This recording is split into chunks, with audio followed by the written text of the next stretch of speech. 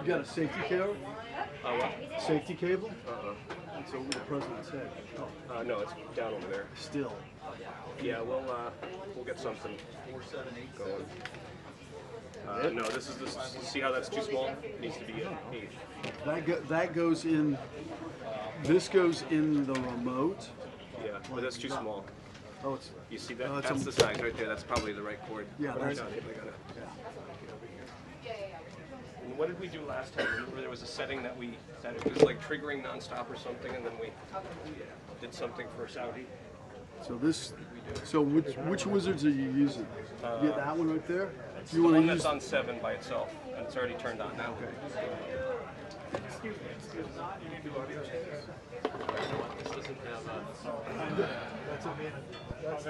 Testing 1, 2, 3, 4, 5, 6, 7, 8, 9, 10. 6, 7, 8, 9, 10. Audio check. 1, 2, 3, 4, 5, 6, 7, 8, 9, 10. 1, 2, 3, 4, 5, 6, 7, 8. You can't block that. Yeah, that's or any of these. But you This can is super wide, so we can do that. Here, do you want to do that, Abe, while I'm getting this camera set up? I'd love to. Thank you, Here's sir. those two pieces.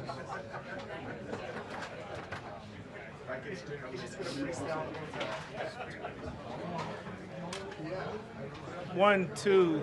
Oh. Staff. Staff mic check, testing, 1, 2, 3, 1, 2, 3, staff mic check, testing, 1, 2, 1, 2, test, test, test, 1, 2, 3, 1, 2, 3, staff mic check, testing, 1, 2, 1, 2, I'm just gonna sit in your lap, that's cool, right? testing, 1, 2, 3, 1, 2, 3, staff mic check, test, test, test, 1, 2, 3, 1, 2, 3. Yeah. I'm gonna stand here and talk to everyone behind you, but you can move right now. I'm just letting you. Yeah, take your time. I'm just letting you. So it's gonna be weird because I'll be staring right at you. Testing, 1, 2, 3, 1, 2, 3, check, check, check, testing, front row mic.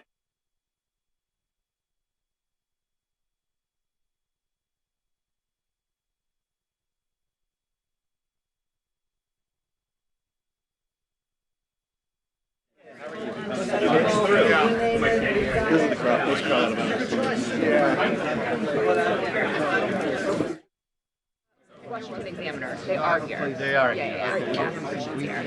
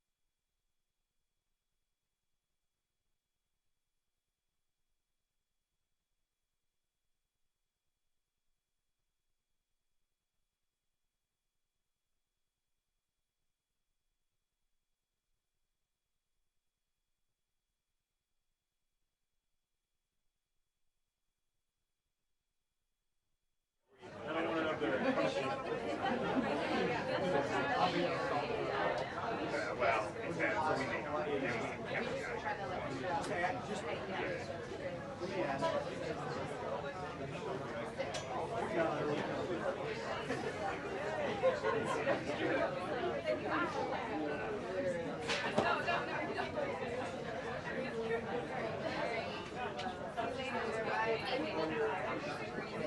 me ask.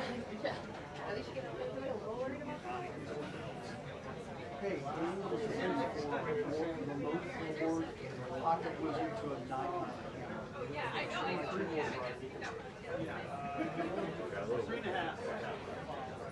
Yeah, it's the plug that goes into the wizard and then into the camera.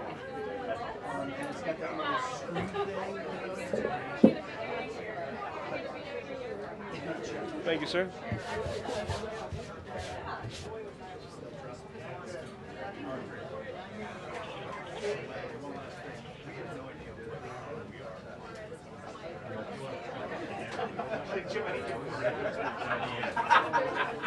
You told him not to do that.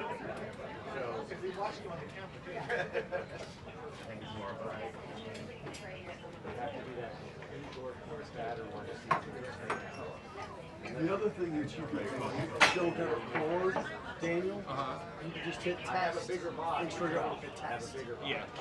That would probably be the best way to take all my shots. Because that way you're not shooting. Hang on, Soul's calling me back. Well, I need the cord to do the test. Hey. Don't plug into anything. It's just plastic. Okay, all right, no problem.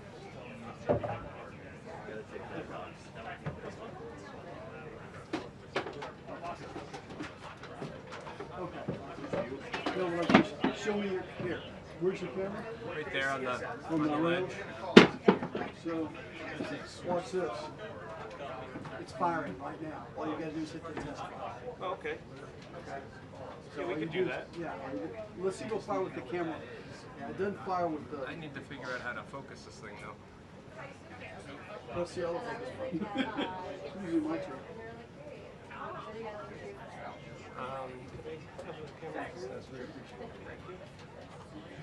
Oh no, because you can't. So all you do is press the test button. Okay. Right? You can look, watch the back of the camera. Can you see the back of the camera now? Watch it now. Yeah, it's fine. It's working. I'm just trying to figure out because I gotta do all the settings backwards. Oh, sure, of course.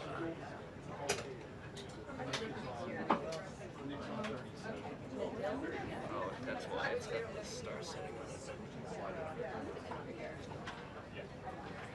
I'm just going to use the test button on this. So if you use the test button, it fires that. So it's easy. I think that's what I had. I knew there was something last time that was wrong. Those are that. It wasn't working, so I think I had to fire. That's what it was. When we were doing Saudi, I was running and I was pressing the button to fire it because there was no port. We didn't have the port working. This will be a lot easier than the one. Abe, can you stand over there for a second at the podium? Yeah, apparently.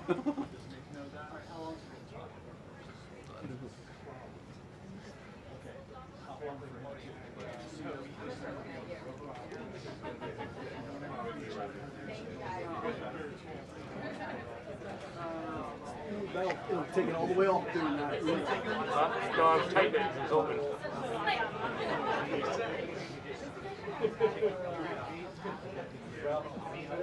Try without it.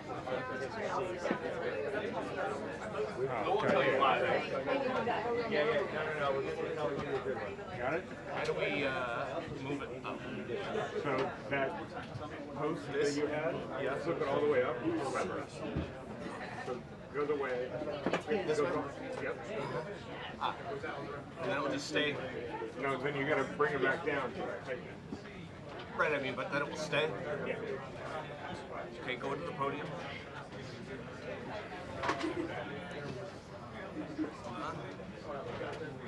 It's actually a nice shot. Okay.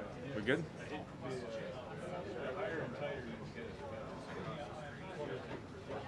Well, what? Yeah. Can you? They shouldn't.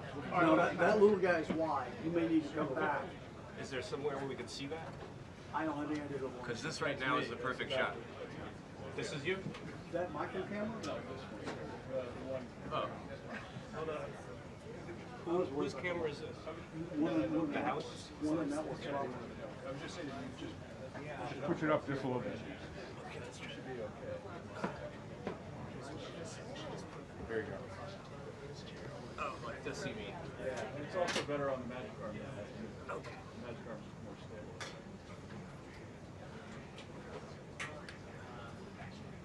There you go. Yeah, should be good.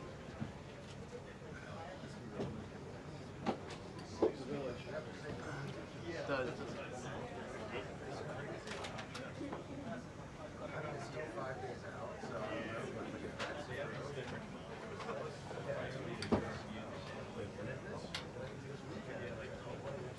That's kind of neat.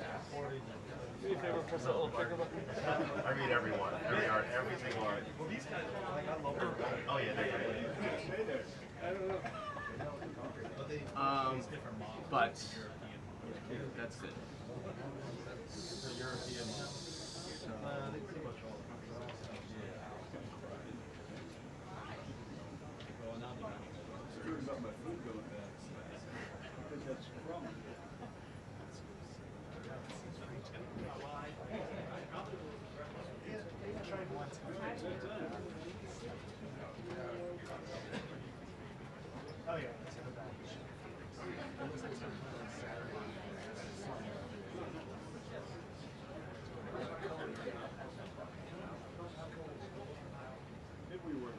Abe, could you stand back over there? Thanks for your help. Nobody woke up in the morning knowing how to do this.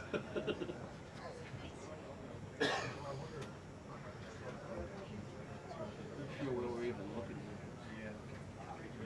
I mean, do you want the back of his head in focus, or you want the No, like when I zoom in, it's hard doing this thing backwards. Yeah, you said that backwards, it's very difficult, because I find it really hard. Oh, I can see the feet meter here. How many feet is that, like 5? 6. Wingspan, that's 6 feet. Yeah, that's it. It's at 5.7, focus at 2.8. Now that's brave. Yeah, I want to be brave. I never, This doesn't really matter. I never do 2. Never. Never ever. Let's do a little For that reason. It's pretty bright in here. Because he's going to lean forward when he talks, right? Well, he moves around. Yeah. You know, I mean, I'm not telling you. It's It's just going to be in the back of his head 6.3. anyway. Yeah, everything will be pushed through. No. It's at 2.8 at 6.3 feet. Okay. Yeah. Do you want the back of his head in focus, or do you want the room in focus? Oh, that's also a good point. I was going to do the back of his head, but I think the room's... The back of his head ain't going to matter. That's why we do like 4, 5, 5, 6, so that you have him and most of the room.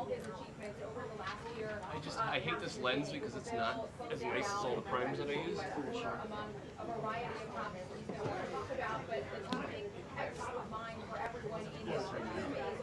So, Dave, should I do 16 feet, 20 feet, 40 feet, or infinity? What, 2.8? Yeah. But it's also wide, so more things are in focus. Yeah, I don't know. What's 12 feet, 16 feet?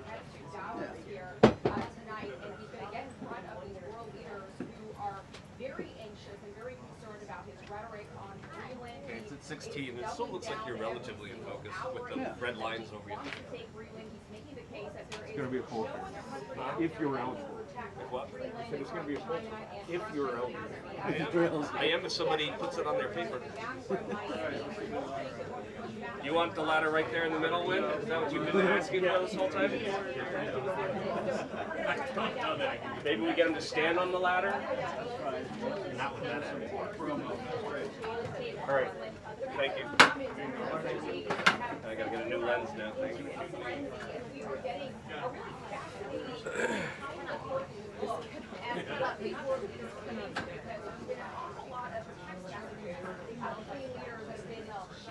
Not just by the president, but other leaders. One came in overnight from U.S. Secretary General Mark Rutte, was, I am committed to finding a way forward on Greenland. Can't wait to see you. Another one from French President Emmanuel Macron wrote, I do not understand what you are doing on Greenland. Macron Macron, by the way, invited Trump to dinner in Paris after Davos. At the same time, he's also calling on European leaders to use what they call the trade bazooka on the U.S., which blocks the U.S. from accessing some EU markets. Scott Bessent, the Treasury Secretary, earlier today, is trying to put these European leaders at ease, warning them to sit back, take a deep breath, do not retaliate, wait for the president to show up there in Davos in person and have those one-on-one conversations. The president is also pushing back last night on this idea that she's doing all of this because of the Nobel Peace Prize snub. It comes down to the Norway Prime Minister said that Trump is, quote, very preoccupied with the prize and not getting it. Trump last night said he does not care about the prize, he cares about saving lives.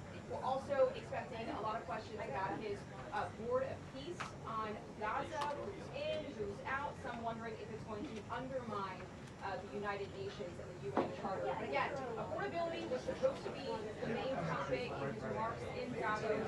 Tomorrow, making home ownership easier. We'll see if that has changed. We'll see if we can get any more details on those policy announcements in just a few minutes.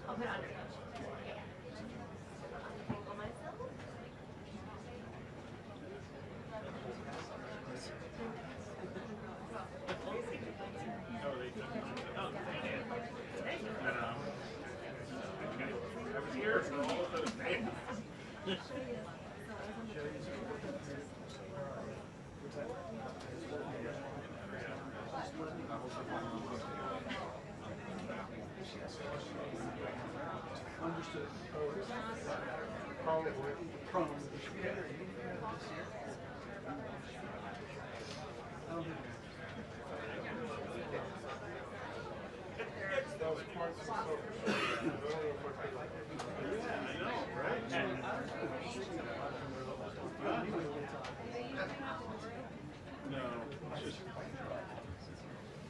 Because of all the traffic.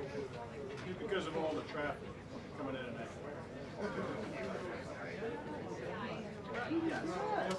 That's what I guess. Yeah.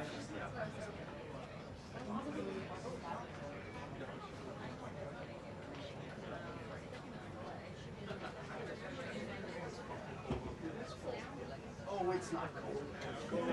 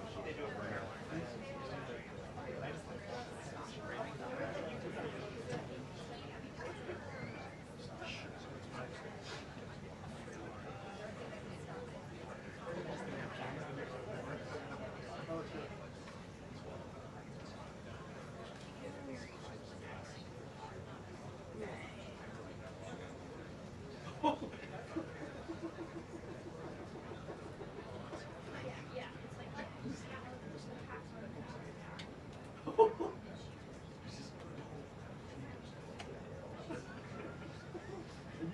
good poster.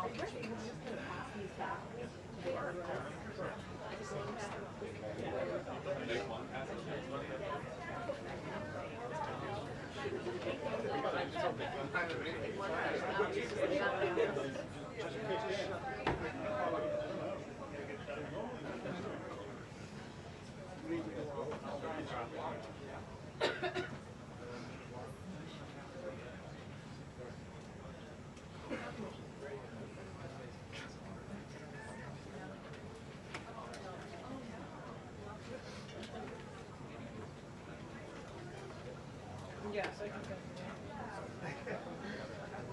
Yes.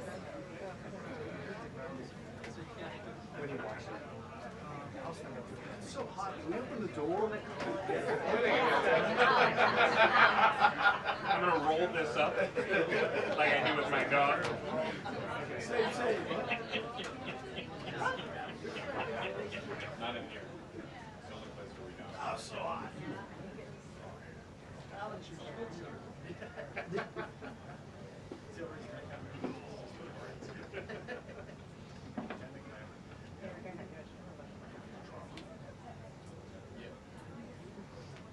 Yes, I hear you. Stand back.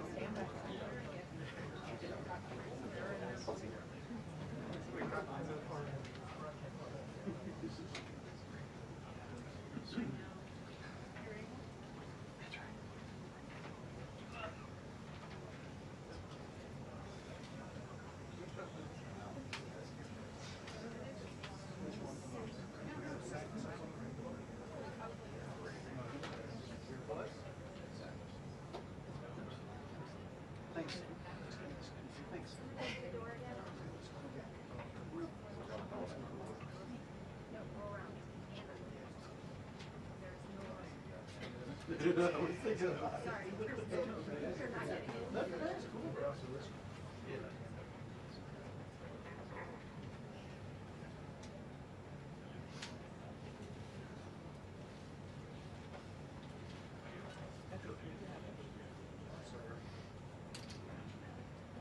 That's amazing.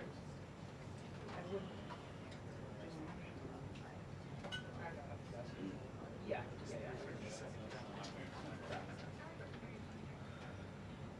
Which one am I getting there? Blue back or whatever? Black. Black. The great leaves. They're called black. What is it?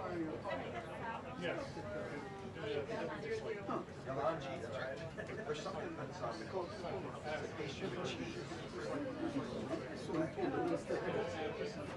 Borax.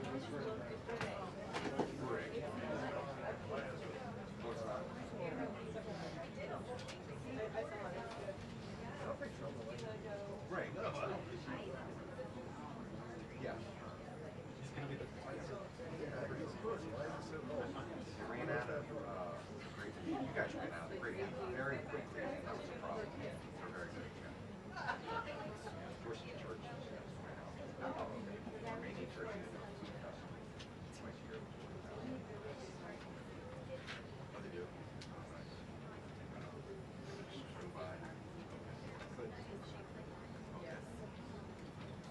They did.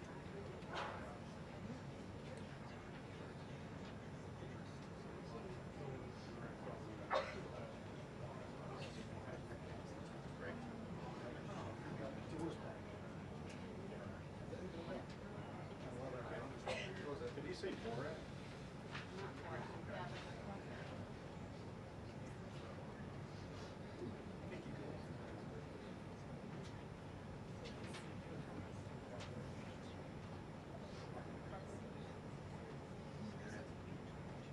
Oh yeah, I know what you're talking about. Yeah,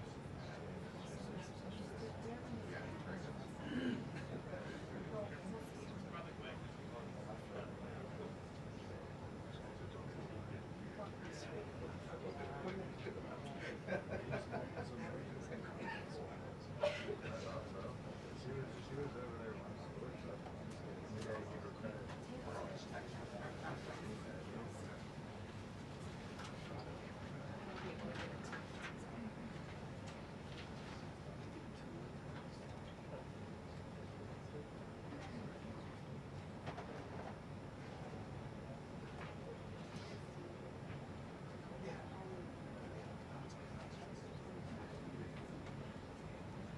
Is that him?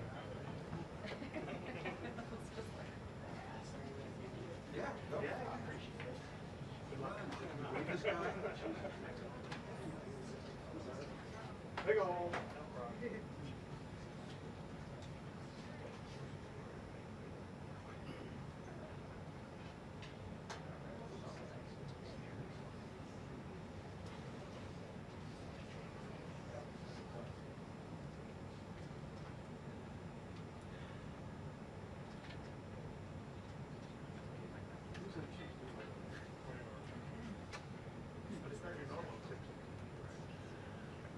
Expect nothing less.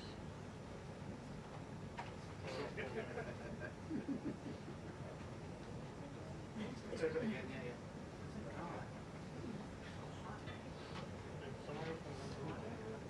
You're going to get that. Yes. One pulling in this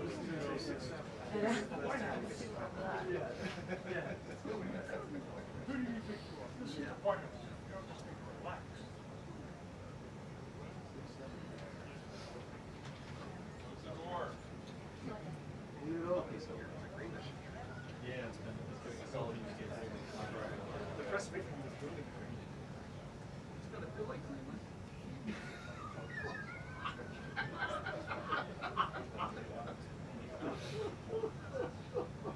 I'm here all day. Try the deal. Try the deal.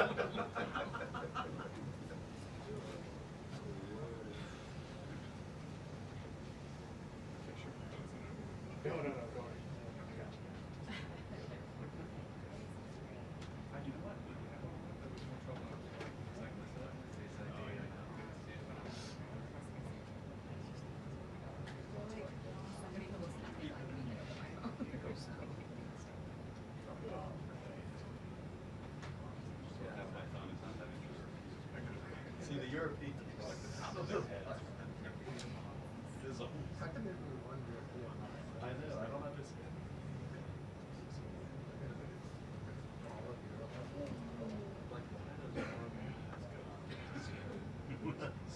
Subscribe.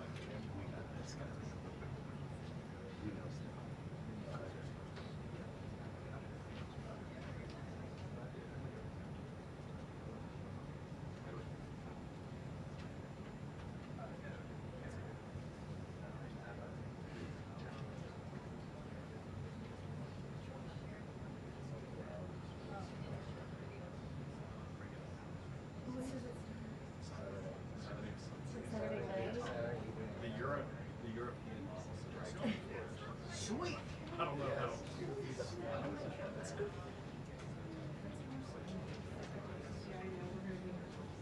Yeah, I think the last one January. Yeah, south of those borders.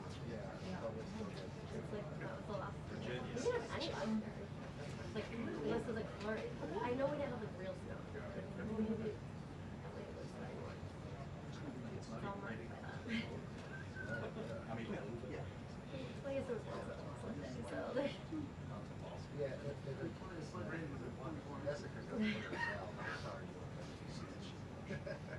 never had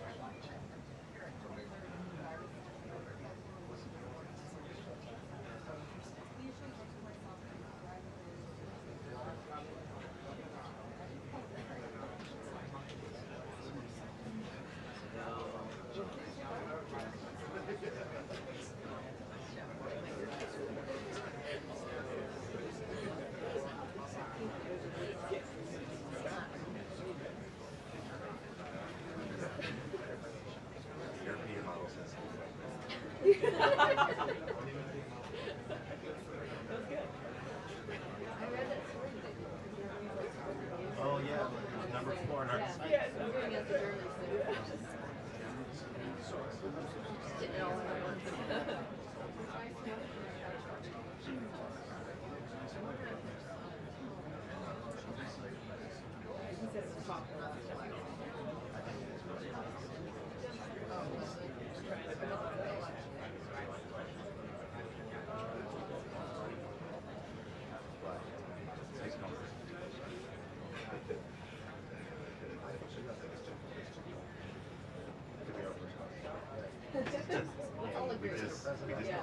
It's too cold.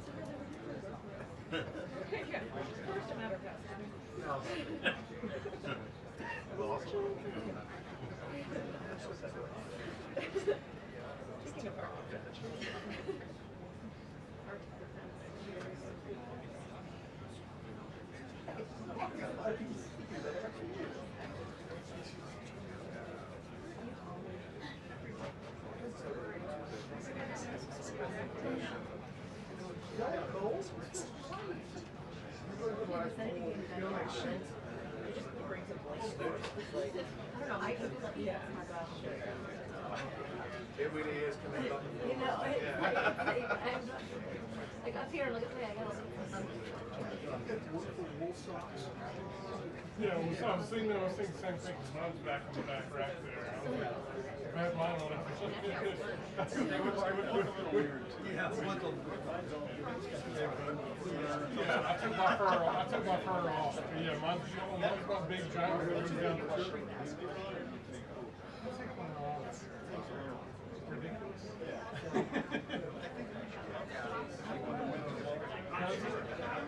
I don't know. I haven't really wanted to. Right. I mean, this is my trunk. It's just GoPro's on all. But I haven't worn it for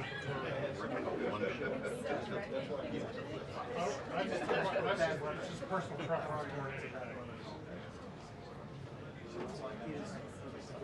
No. very. I thought they said per kill. Sure. I'm sure, yes. 100% polyester fur. 100% natural polyester.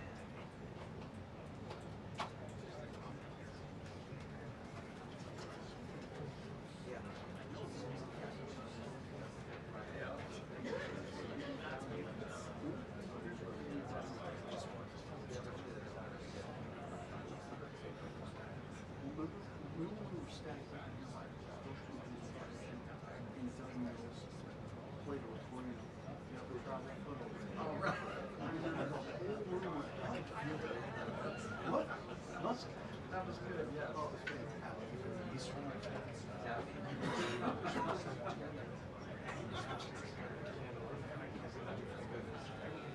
I know.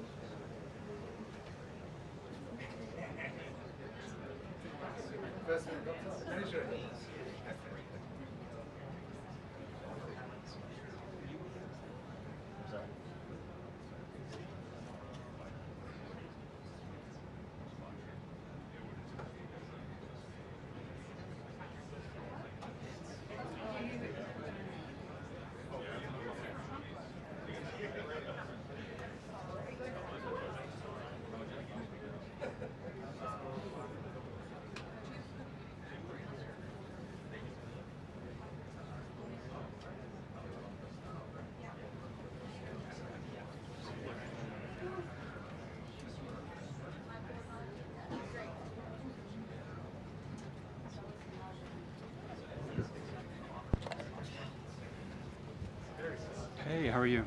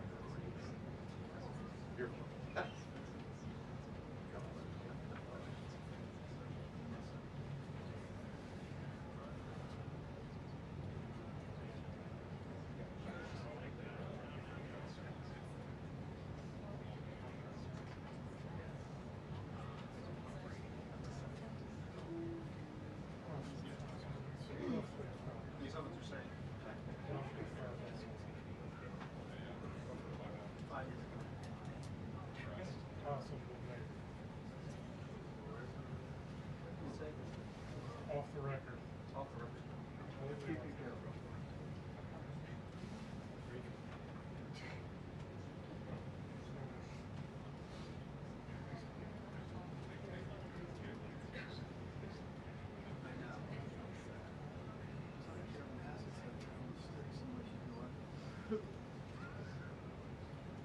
Oh, don't worry.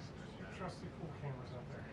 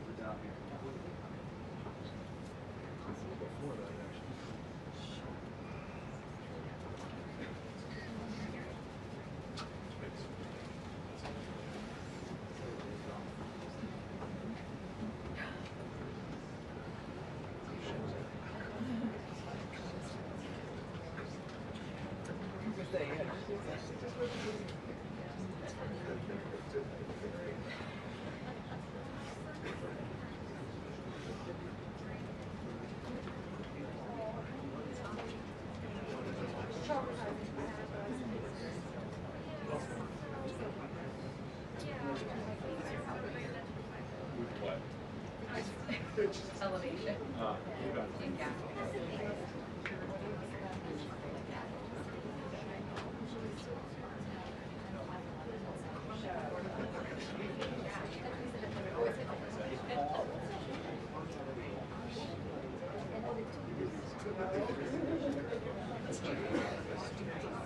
Oh my God, they're like,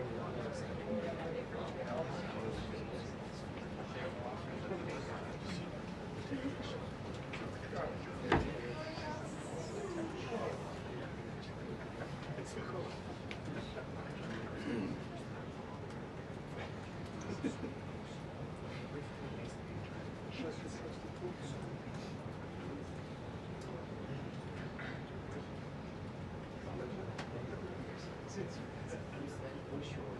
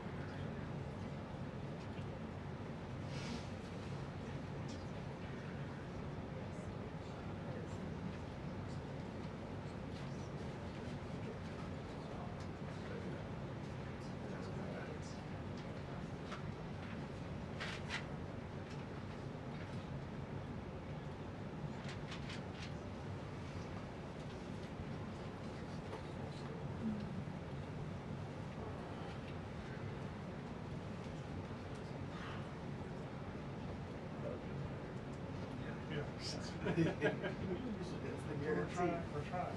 Thank Doing you. everything. Take them over the team. Doing everything we can. Okay. Yeah, time to go. This is the perfect time to go.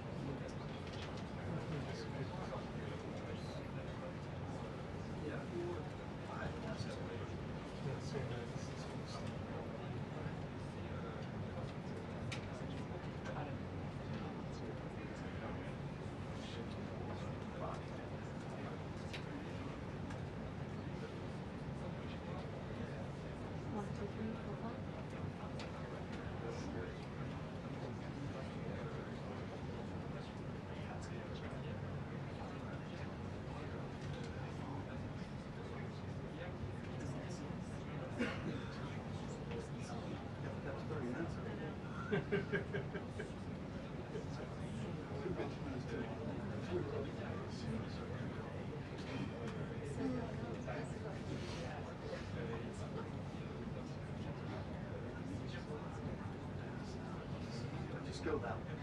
Go that way.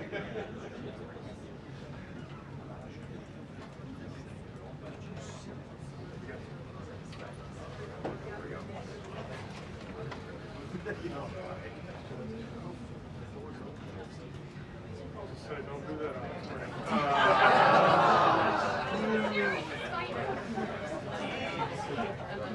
2-minute warning. Yep. 2 minute warning. 2 minutes. The official 2 minute warning? Yeah, they just sent it to the full team. That too.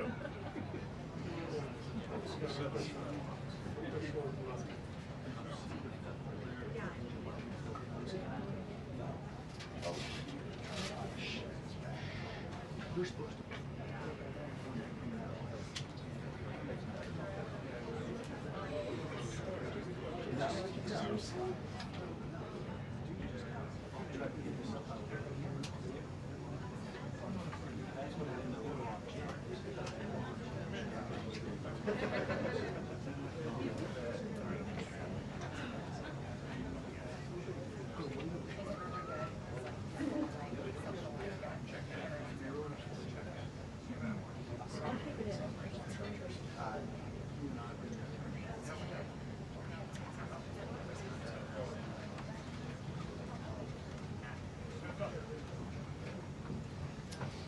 Wow, that's a big crowd.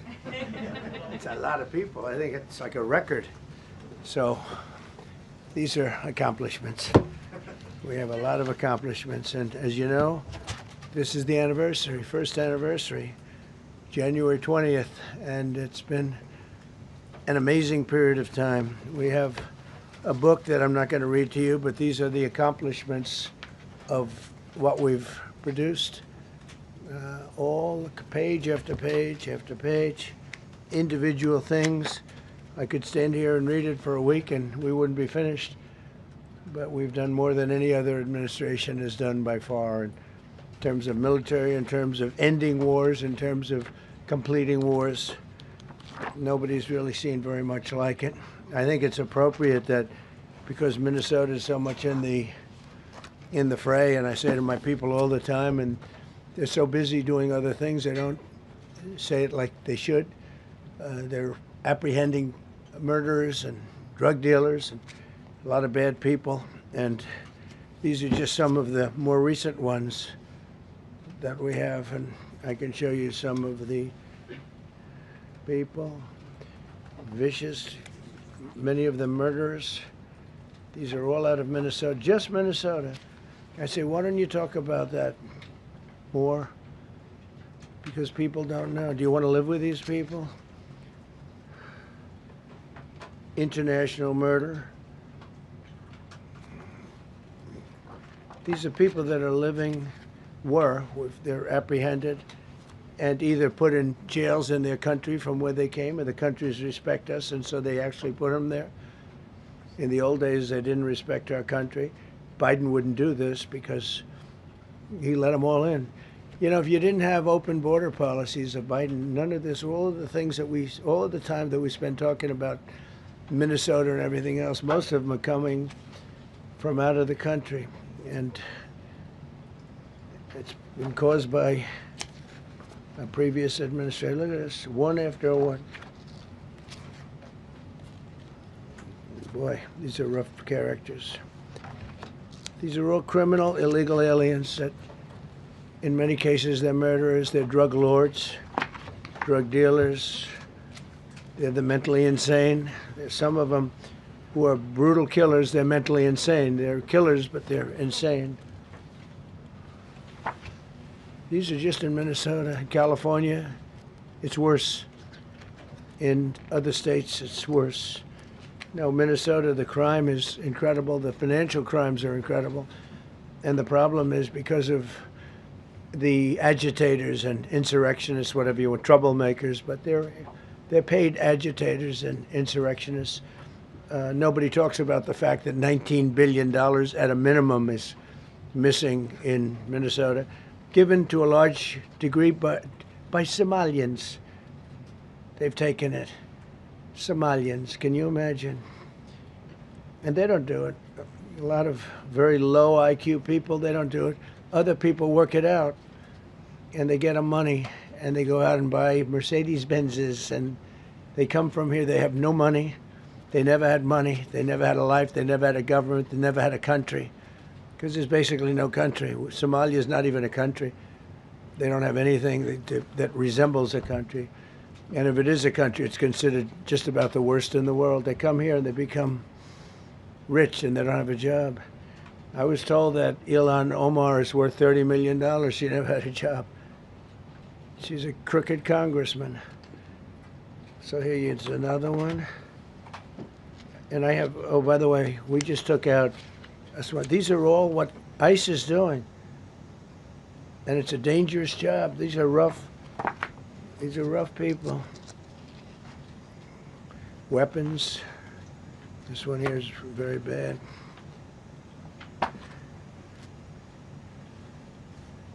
I'm going through this because I think we have plenty of time. I'm going to beautiful place in Switzerland where we'll be, I'm sure I'm very happily awaited for. In Switzerland, they don't know about this. They don't have this problem. They have other problems, but they don't have this problem. Look, killed somebody. Look, and these are rough people. These are not, this was all allowed into our country through open borders. These dumbest policies, you know, men and women's sports is dumb. But to me, having an open border for the world to come in, drug dealers and prisoners. Venezuela, as an example, opened their prisons into the United States. That's why one of the reasons I felt so strongly against Venezuela. Now I'm loving Venezuela. They've been working with us so well. It's been so nice. And an unbelievably nice woman also did a very incredible thing, as you know, a few days ago. We're talking to her, and maybe we can get her involved in some way. I'd love to be able to do that.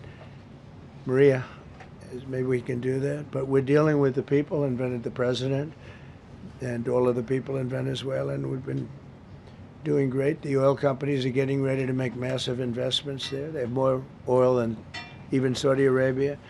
There you go. These are real. These are rough. This is all Minnesota, every one of them. This is one state out of many. And these people are, let's see, yeah, these are all, so far, people that came from outside of the country. They were allowed in by Sleepy Joe Biden, Crooked Joe Biden, whichever you like. You can call him whatever you like. They're both right. He's sleepy and he's crooked. He was the worst president we've ever had. And we've had some bad ones, too. I can tell you, all you have to do is look at trade. You're not getting bored with this, right? I hope you don't. But these are people that you have to see. Strong-arm rape, aggravated assault with a weapon, and many other crimes.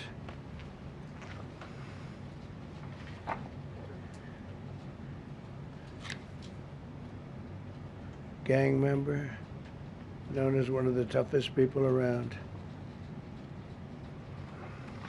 These are tough people.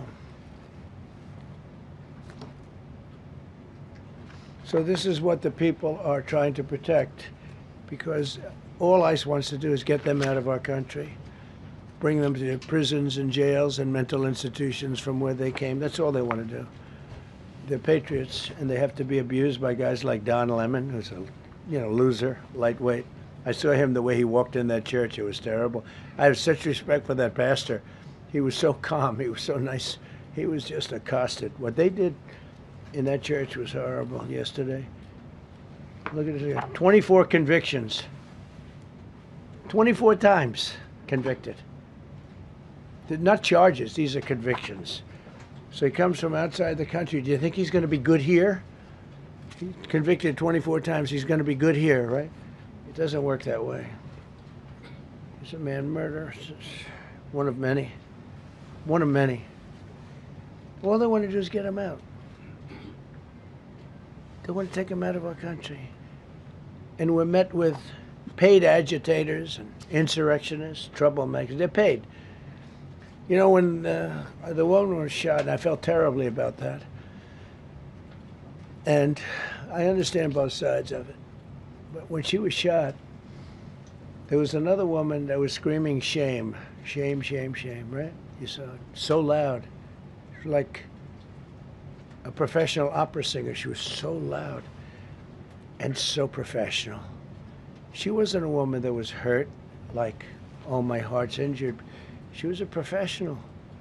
She's shame, shame. She's screaming, shame, shame. I said, that's not a normal person. That's a professional. These are professional agitators and professional people that want to see our country do badly. But that's not happening because we have the hottest country anywhere in the world, despite this stuff. Look at this. All top of the line criminals. They're not going to be good.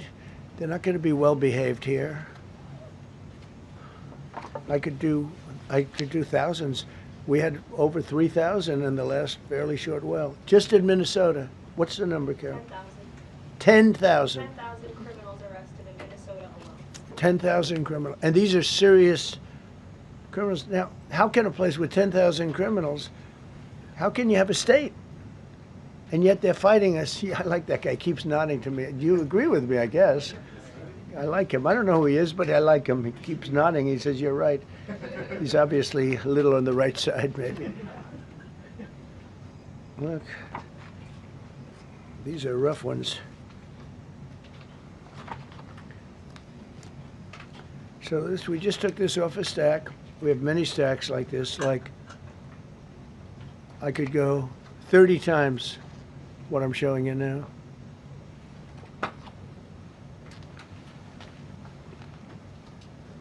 Relations with Hezbollah, that's nice.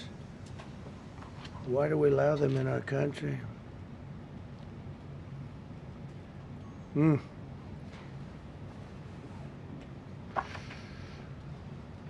just looking at these charges. It's just pretty incredible. Many murderers, many murderers. People that murdered.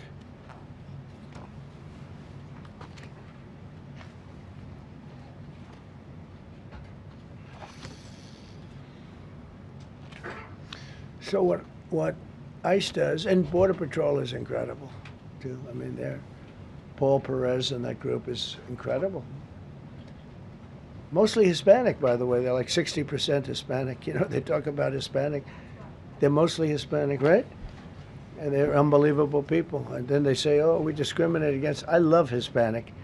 They are unbelievable. Entrepreneurial, they have everything. I did great. I did the highest. Nobody ever got numbers like I got from the standpoint of being a Republican.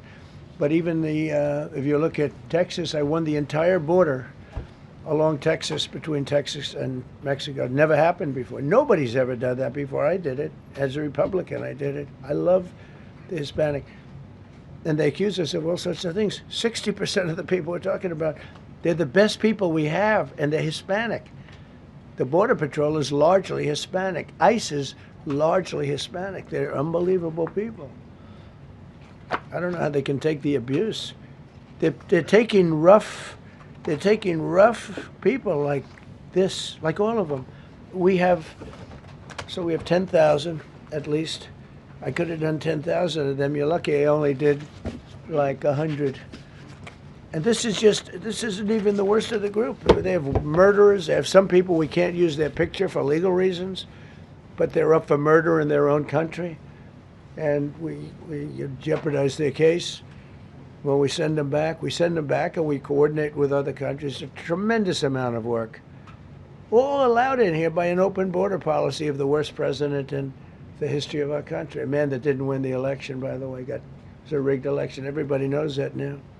And by the way, numbers are coming out that show it even more plainly. We caught him. We caught him. So I just want you to know that it's a terrible thing. Here's the book on accomplishments. And this is something, ooh, I'm glad my finger wasn't in that sucker. That could have done some damage, but you know what? I wouldn't have shown the pain. I would have gone back. Boy, did you hear that? That was nasty.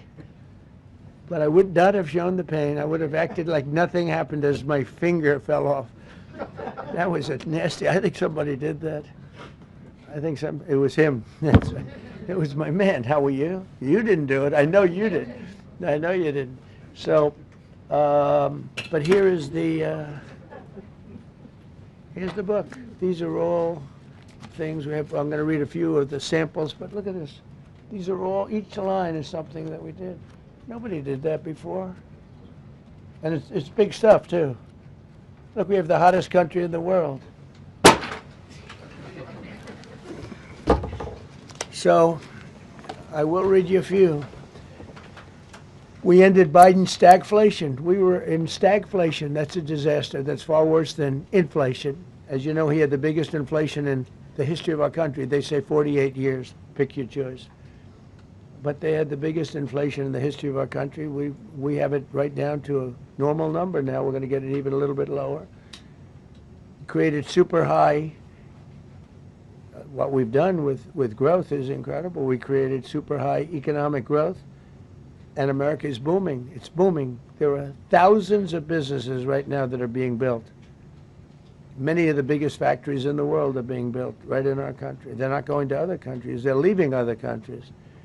Fourth quarter GDP is on track to pass perhaps much more than 5% growth, and that's despite the fact that we had a Democrat shutdown. They shut down our country, and we had 5%. Nobody in this room has ever heard about 5%. I think it could be 20% if we do it right. If we don't, every time we have good numbers, they raise interest rates. You shouldn't do it. In the old days, if you had good numbers, they'd lower interest rates, or they wouldn't do anything. Here, they try and kill it. They always try and kill success.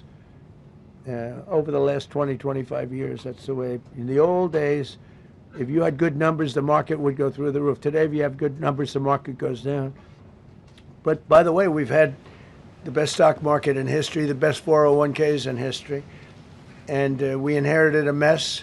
The numbers that we inherited were way up, and now we brought them, almost all of them, way down. We brought them way down. I mean, I'm not getting.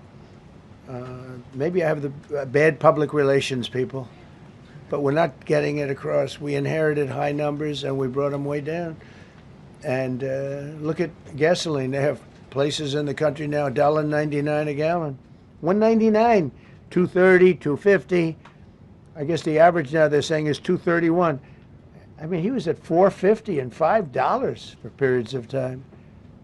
And he went back to the Trump formula, but he didn't do it properly, and he really went back to parts of it because you would have had $8 gasoline if they didn't.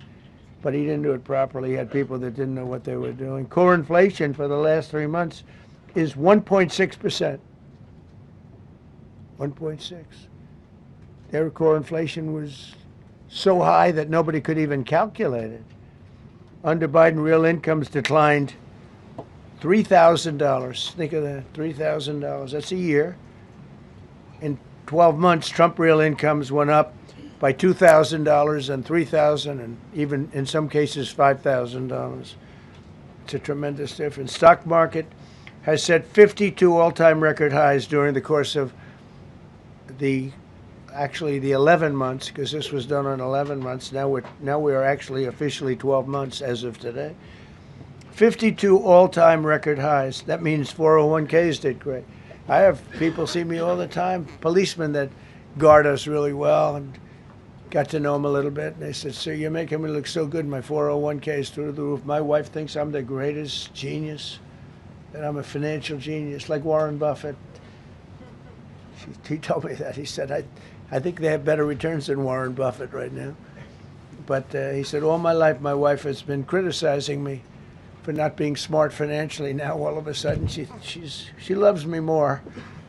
But we added $9 trillion in value to retirement accounts, saving many people. I mean, they were going out of business. Think of it. We added $9 trillion of value to retirement accounts, savings accounts, and 401ks. That's during the course of 12 months. And I think it's probably 11 months because I don't think they have it for the 12. They have it for the 11. Added $9 trillion of value.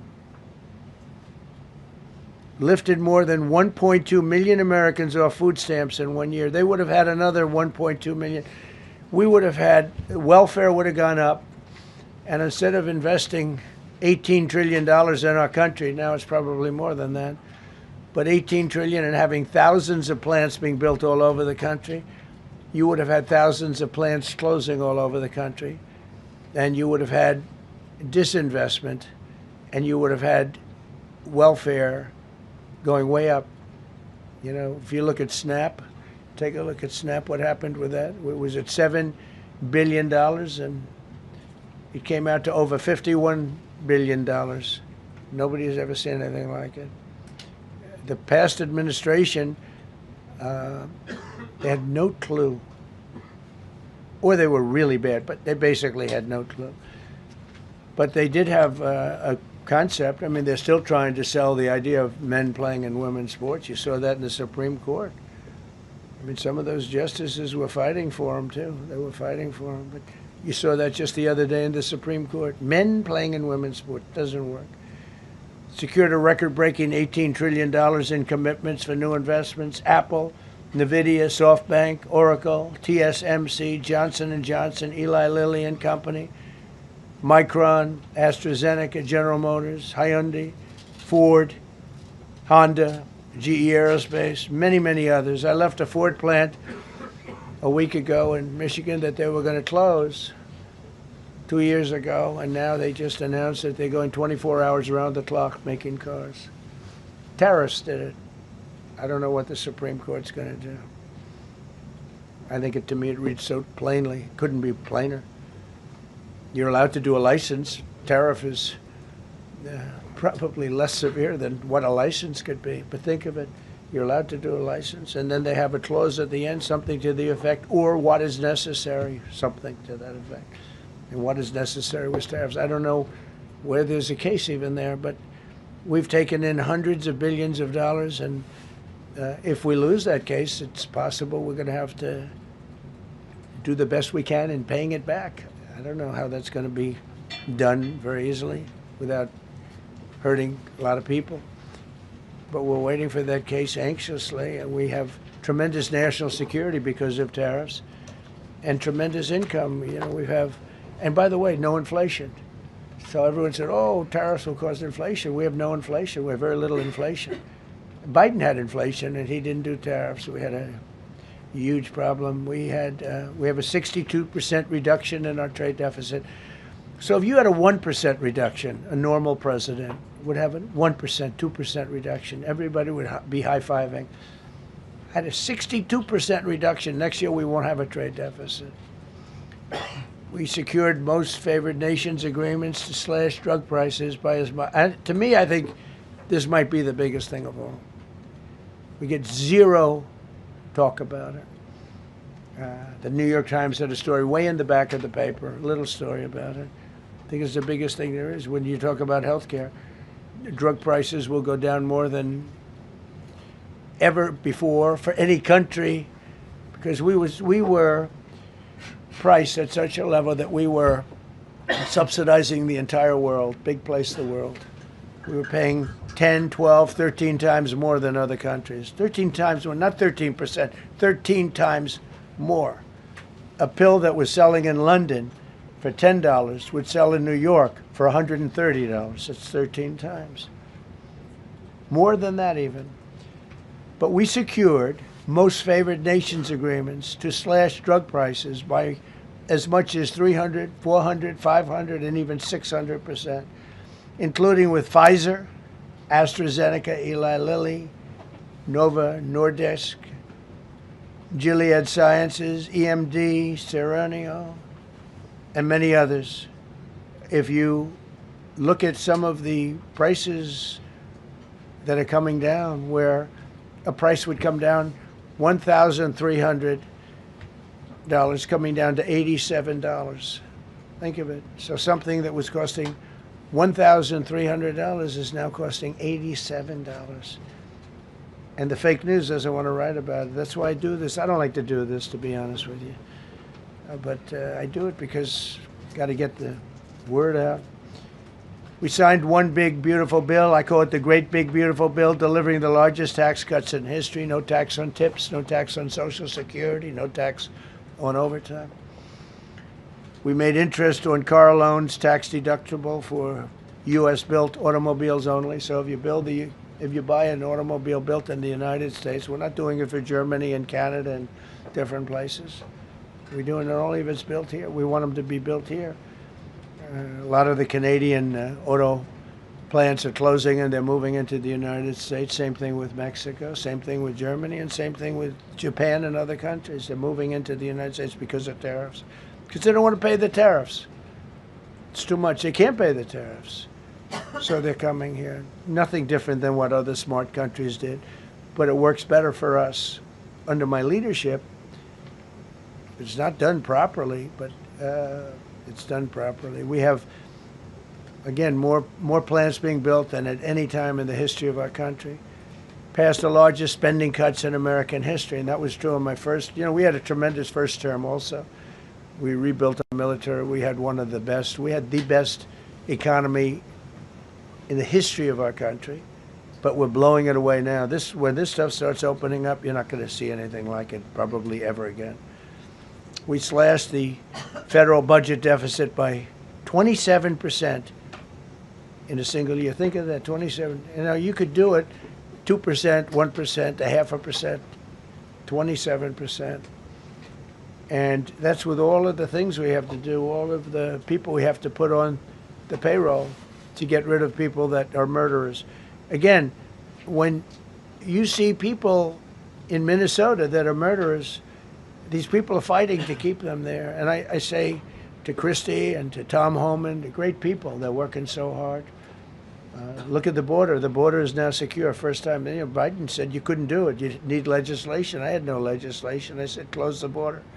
Within 1 month, we had almost nobody coming in. Now for the last 8 months, nobody came into our country illegally. And I find that hard to believe, because you'd think somebody, because it used to be millions of people just poured into our country. And the people that do that are Democrat sort of aligned. So, they're not doing me any favors. We had nobody come in. We have a very strong border. We have very few people coming up. They're not going to make the trek because they know they probably won't be coming in. So it's not as hard as you think. But I didn't have to go back. Remember, they said, we need legislation to close the border. They had millions of people coming in a month. We have nobody coming in, and we're getting the murderers out. Murderers, people from prisons and jails, Many countries opened up their prisons and dropped them into the United States. Those are the people who are getting out. And we have a lot of heart. And I said, you got to lighten up on this.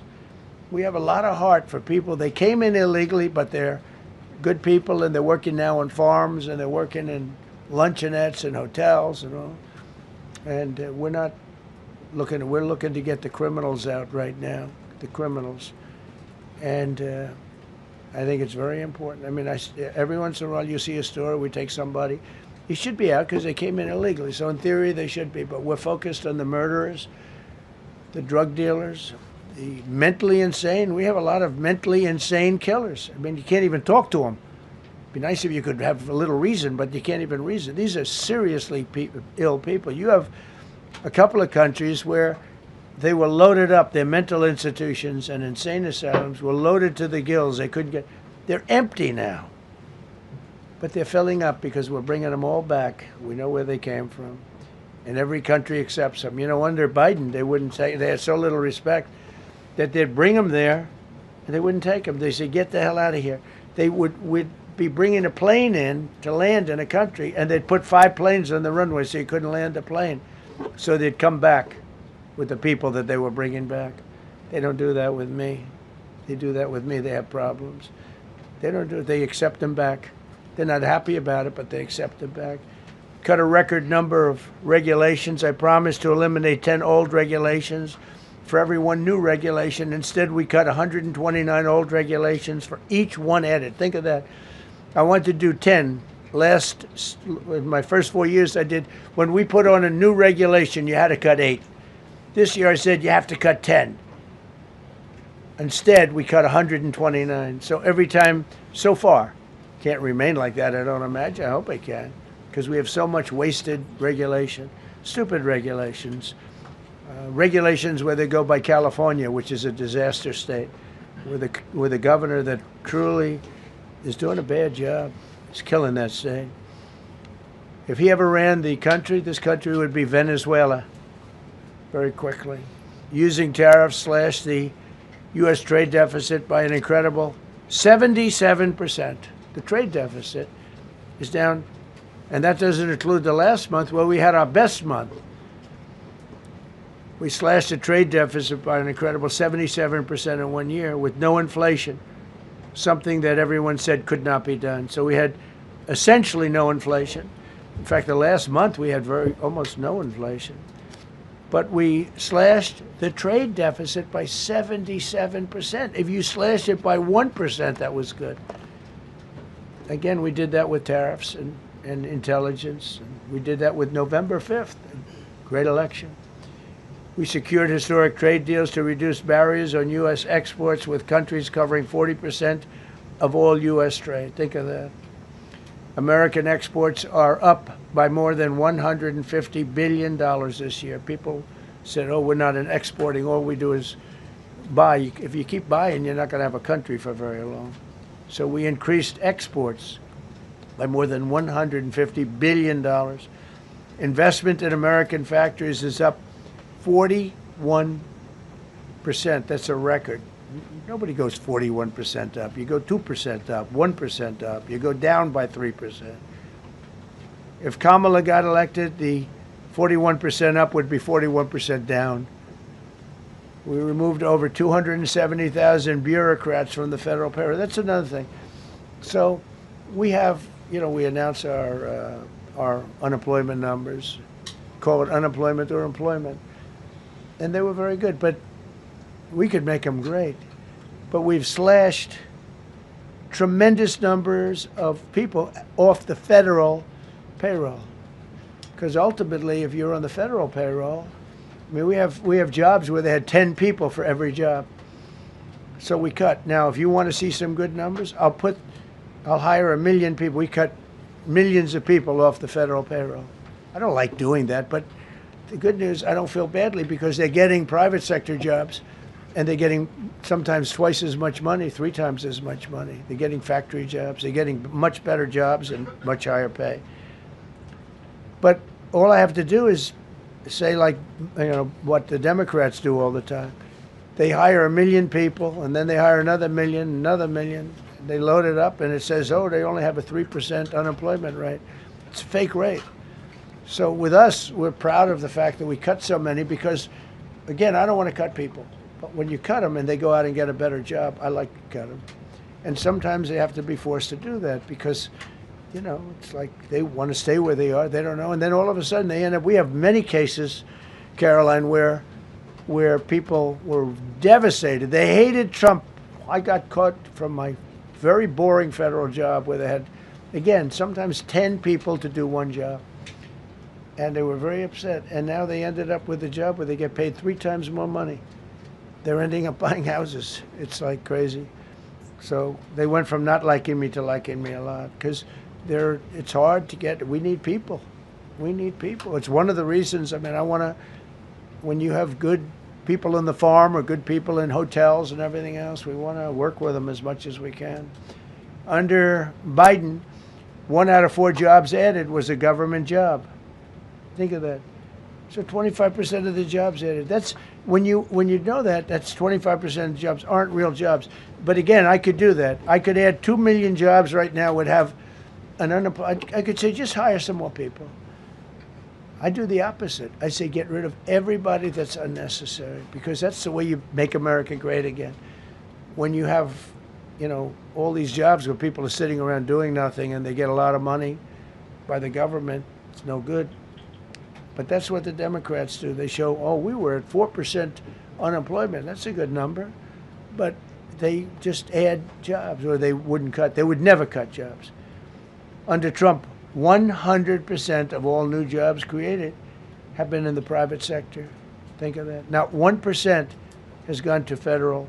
So under Biden, 1 out of 4 was a government job. Under Trump, 100% of the new jobs created, 100% came from the private sector. That's how you make your country wealthy and strong and good. We inherited the worst border in history and turned it into the strongest border in history. Illegal crossings have plummeted to the lowest level ever recorded, down 99.999%. That means down 100%. 99.99. Now, I want to find out who that one person is. For 8 months in a row, 0, and these are government numbers, these are not my numbers. For 8 months in a row, 0 illegal aliens were admitted to our country. 0. Nobody came in, unless they came in legally. We have a big process for having people come in legally, by the way. A lot of people are coming in legally. They have to prove they love our country. They have to prove that they're not going to need welfare. A lot of things they have to prove. For the first time in 50 years, we are now seeing reverse migration, where because we're getting all of these illegal people out. People that came in illegally, in many cases they're criminals, in many, many cases. Remember when they used to say that the people that come into our country as immigrants are very nice people, they're wonderful people, they don't commit crime. No, they make our criminals look like babies. They make our Hell's Angels look like the sweetest people on earth. The Hell's Angels are now considered a nice, high-quality person. I like the Hell's Angels. They voted for me. They protected me, actually, believe it or not. But they make our criminals look like babies. These are some of the most vicious people anywhere in the world. They came from the Congo. The prisons, I know the Congo because I ended the war with the Congo and Rwanda. Tough group, very tough group. They came from prisons in the Congo. Some of the toughest, meanest people you'll ever meet. Thank you very much. They allowed them to come into America. These are tough people. Before my election, 100% of net job creation was going to foreign migrants. Since my inauguration, 100% of the net jobs created have gone to American-born citizens. That's a big thing. In other words, we're now taking care of our people. 100% of net jobs created have gone to the American-born people. Before that, we didn't care. Designated Tren de Aragua, MS-13, and the Mexican drug cartels as foreign terrorist organizations, and we've hit them hard. You've seen what we've done on the water. We're starting to do that on land. The land is much easier, actually. Water is incredible. We did that on the water so that when you do it into the boat business right now, I can tell you, 97% down drugs coming in by water. 97%. Nobody ever heard of that before. They heard 2%, 1%. It went up 2%. 97, and we're looking for the 3%. Who the hell are the 3%? They're crazy. But we've taken out almost 100% of the drugs coming in by water. Now we're going to be very shortly starting drugs coming in by land. We know exactly where they're coming from. Removed tens of thousands of illegal alien gang members, drug dealers, murderers, child predators, human traffickers, fraudsters, savage criminals, and others. We removed them from our country. They're out. They're gone. In some cases, they're so dangerous that we put them in jail because we don't want to give them to their country. Their country doesn't do anything, and they end up coming back. We have some that they're so bad that we don't want to really release them. We want to put them in a jail where we know they're properly ensconced. Think of that. Remove tens of thousands of illegal alien gang members, drug dealers, murderers, child predators, human traffickers, fraudsters, and savage criminals. Why wouldn't you want them removed? The reason is because these are insurrectionists that are doing this work. And, you know, they're going to make mistakes sometimes. ICE is going to be too rough with somebody, or, you know, they're dealing with rough people. They're going to make a mistake. Sometimes it can happen. We feel terribly. I felt horribly when I was told that the young woman who was had the tragedy. It's a tragedy. It's a horrible thing. Everybody would say, ICE would say the same thing. But when I learned her parents, and her father in particular I hope he still is, but I don't know, was a tremendous Trump fan. He was all for Trump, loved Trump. And, you know, it's terrible. I was told that by a lot of people. They said, oh, he loves you. He was I hope he still feels that way. I don't know. It's a hard situation. But her father was a tremendous, and parents were tremendous Trump fans. It's so sad. It just happens. It's terrible. Halted all refugee admissions to the United States, including from Somalia, which is a terrible, terrible place, another dangerous place. And we also stopped the pirates because they get the same treatment as the drug boats. So in Somalia, the Somalians, you know what they're good at? That's about the only thing they're good at is they're good at pirating ships at sea, big ships. So you have a huge oil tanker with millions of gallons, millions of barrels of oil. And if it gets hit by a big weapon, the whole thing blows up. And they don't want to fight, because if they do, they're told by their insurance companies, do not hand over the ship. And they're not allowed to have any guns on the ship. They're literally, you have these massive ships being taken over by a Somalian small boat with a big weapon. Because if they hit the side of the ship can blow up. I mean, you talk about a blow up. Bad. We've seen some bad things happen. And the insurance companies, some of these ships cost more than $1 billion to build. And the insurance companies say, look, we'd rather give them money than take a chance on $1 billion insurance policy. But they don't have to worry about it, because we hit them the same way we hit the people with the drugs in their boat. They don't know what the hell happened. But all of a sudden, there are no pirates at sea. Do you notice? We haven't had a boat taken in a little while. Came out of Somalia, really corrupt place. It's not a country. They don't have government. They don't have anything. I always hate to see this. Ilhan Omar, she comes from Somalia, a backward country, probably the worst country. They say it's the worst country in the world, if it's a country. I don't even think it's a country. There's no organization, no anything. They don't have police. They don't have military. They don't have anything. They just have people running around killing each other and trying to pirate ships. But she'll come here. Comes, and then she wants to tell us how to run our country. The Constitution says that I am entitled to this. I can't stand her.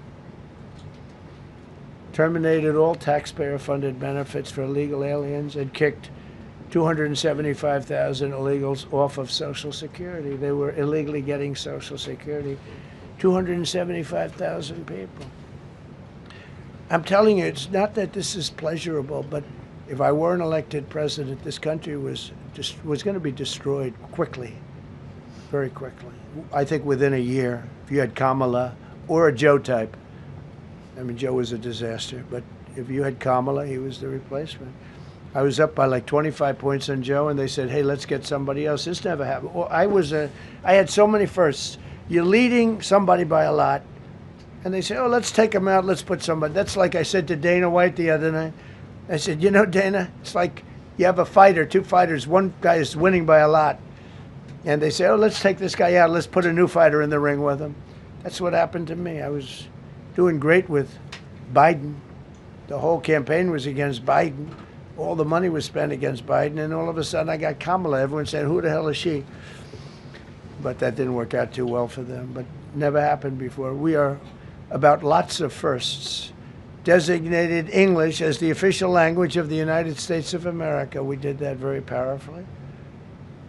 And while we're at it, we also took the Gulf of Mexico, and now it's the Gulf of America.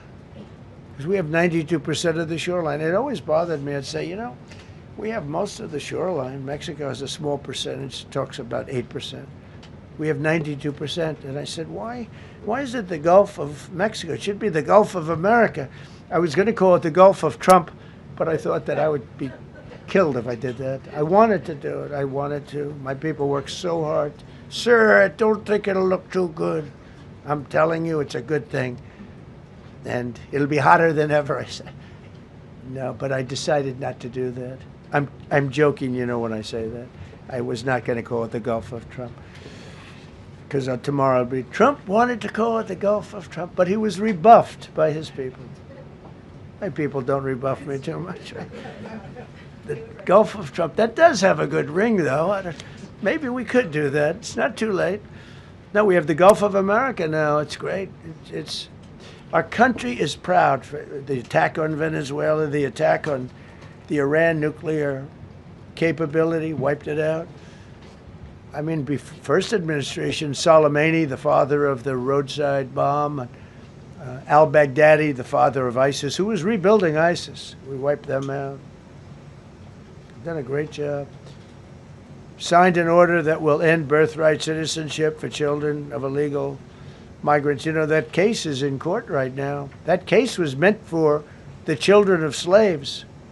All you have to do is look at the years. Look at the years where the cases were filed and where the decisions were made. They were right at the end of the Civil War. They're trying to say that, you know, and China's making a big business out of that. They come to the country, they have a child, the American citizen, they get all the benefits. It had nothing to do with that. That was for the children of slaves. And I hope the Supreme Court so rules. Designated fentanyl as a weapon of mass destruction. It is. We lost, I believe, 300,000 people this year. 300,000 people. That's like filling up one of those big football stadiums 5 times. It's not even believable. I mean, you could be in a war and you wouldn't lose that many people. So we designated fentanyl a weapon of mass destruction. Conducted numerous successful military strikes against narco-terrorists operating in our hemisphere, including the water strikes. Drugs brought in by ocean. So I told you that we're down by, I mean, close to 100%. It's hard to get somebody to pilot those boats. Very hard. They have to be people that don't watch television, don't read the news. And we just blew up their facility. They had a docking facility where the drugs were stored. And now we have a great relationship with Venezuela. We're getting along fantastically with the leadership in Venezuela, so we wouldn't have to do that. This was done before the attack. But we captured and brought to justice the outlaw dictator of Venezuela, Nicolas Maduro, who, through drugs, killed millions of people in our country. Tremendous drug dealer. Also sent millions of people into our country, including Tren de Aragua, the worst gang. They say it's the worst gang in the world. They took over parts of Colorado. They just take the apartment building. They just took it away. Just took it away like we're here.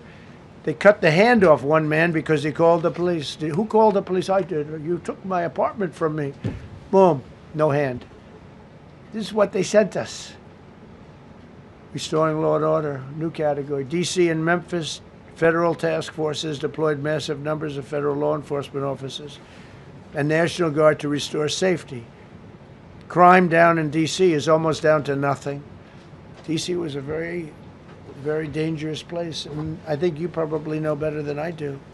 I have a lot of people in the media thanked me for that, but some of them found it hard to thank me. But, you know, D.C. is now, look how beautiful. D.C. is now, you can walk right from here to a restaurant, right through the center of town. You can be with your child, with your loved one, with your lover. Your lover's not going to be killed anymore, so you can act like a real lover. But you can walk right through the middle of the town, and D.C. is beautiful again too. You notice we took all the fences down, almost all. The rest are coming down. We got the graffiti all off. National Guard's been amazing. You know, we didn't tell them to do that. That's not their job description. But they were picking up garbage and everything. They were great. And I don't know. To me, a town, it looks better when you have military people. These are big, strong guys. The bad guys look at them and they say, we're not going to mess around. But what they don't know is that we took over 2,000 people out, permanently out of D.C. These were career criminals. But I feel much better seeing those people there. I went in a couple of times and had dinner in D.C. I walked right down the middle of the street. I felt very safe. A year ago, I couldn't have done that. I would have been crazy to have done that. And Secret Service wouldn't let me do it. They weren't thrilled anyway, I will tell you. It wasn't like they were thrilled, but we did it, and it was great.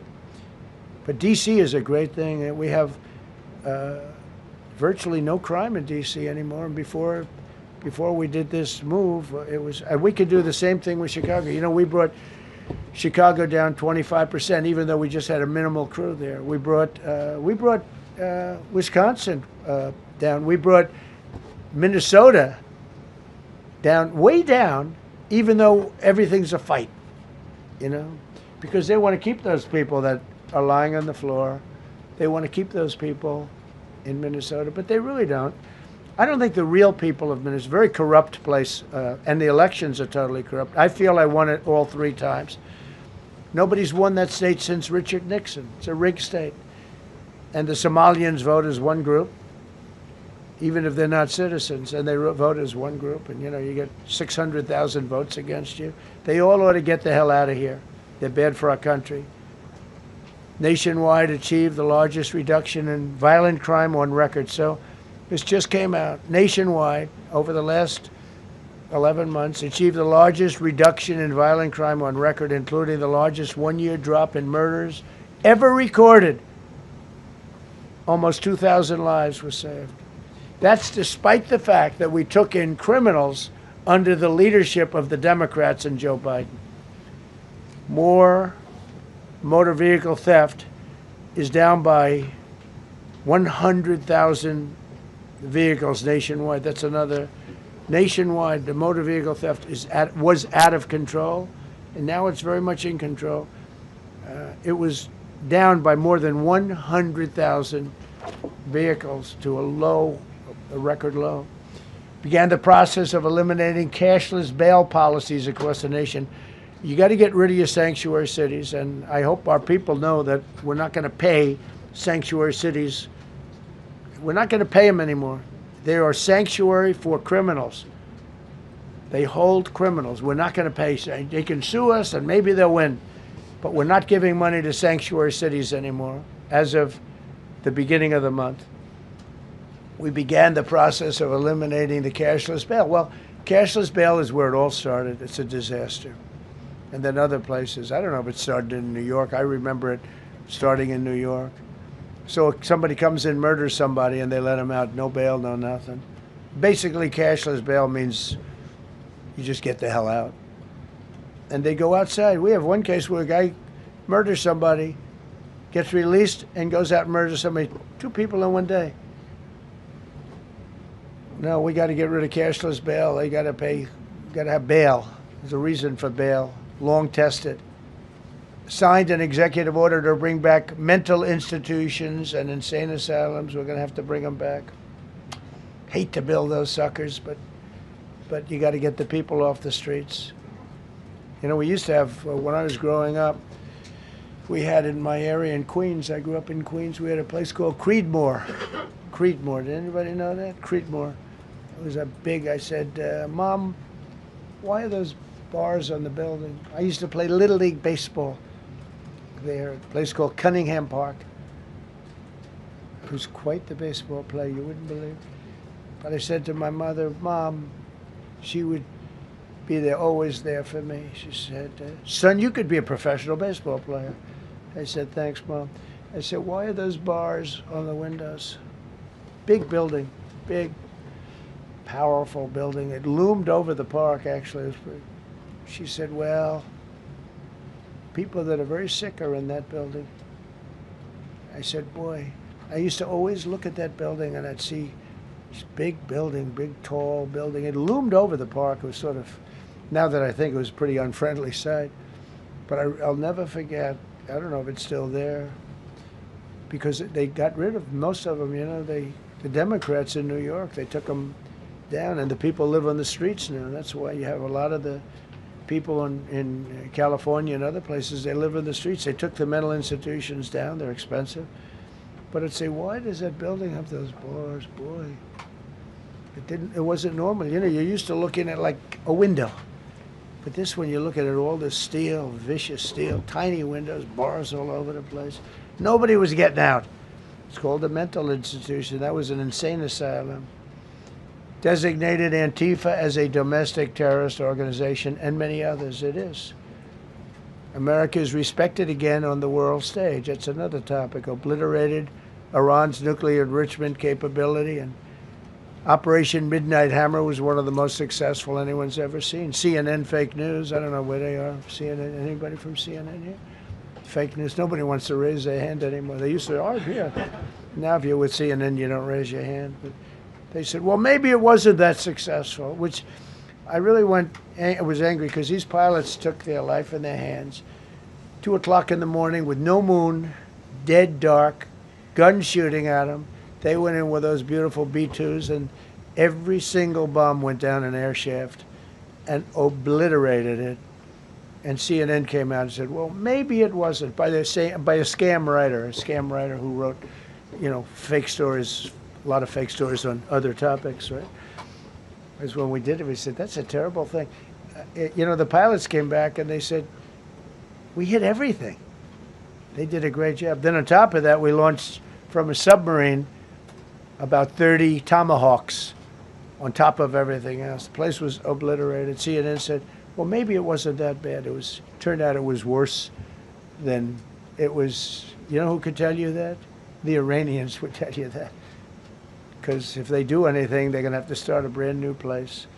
But they did an amazing job. That was like what we did with Venezuela. I mean, nobody's ever seen a military operation like that.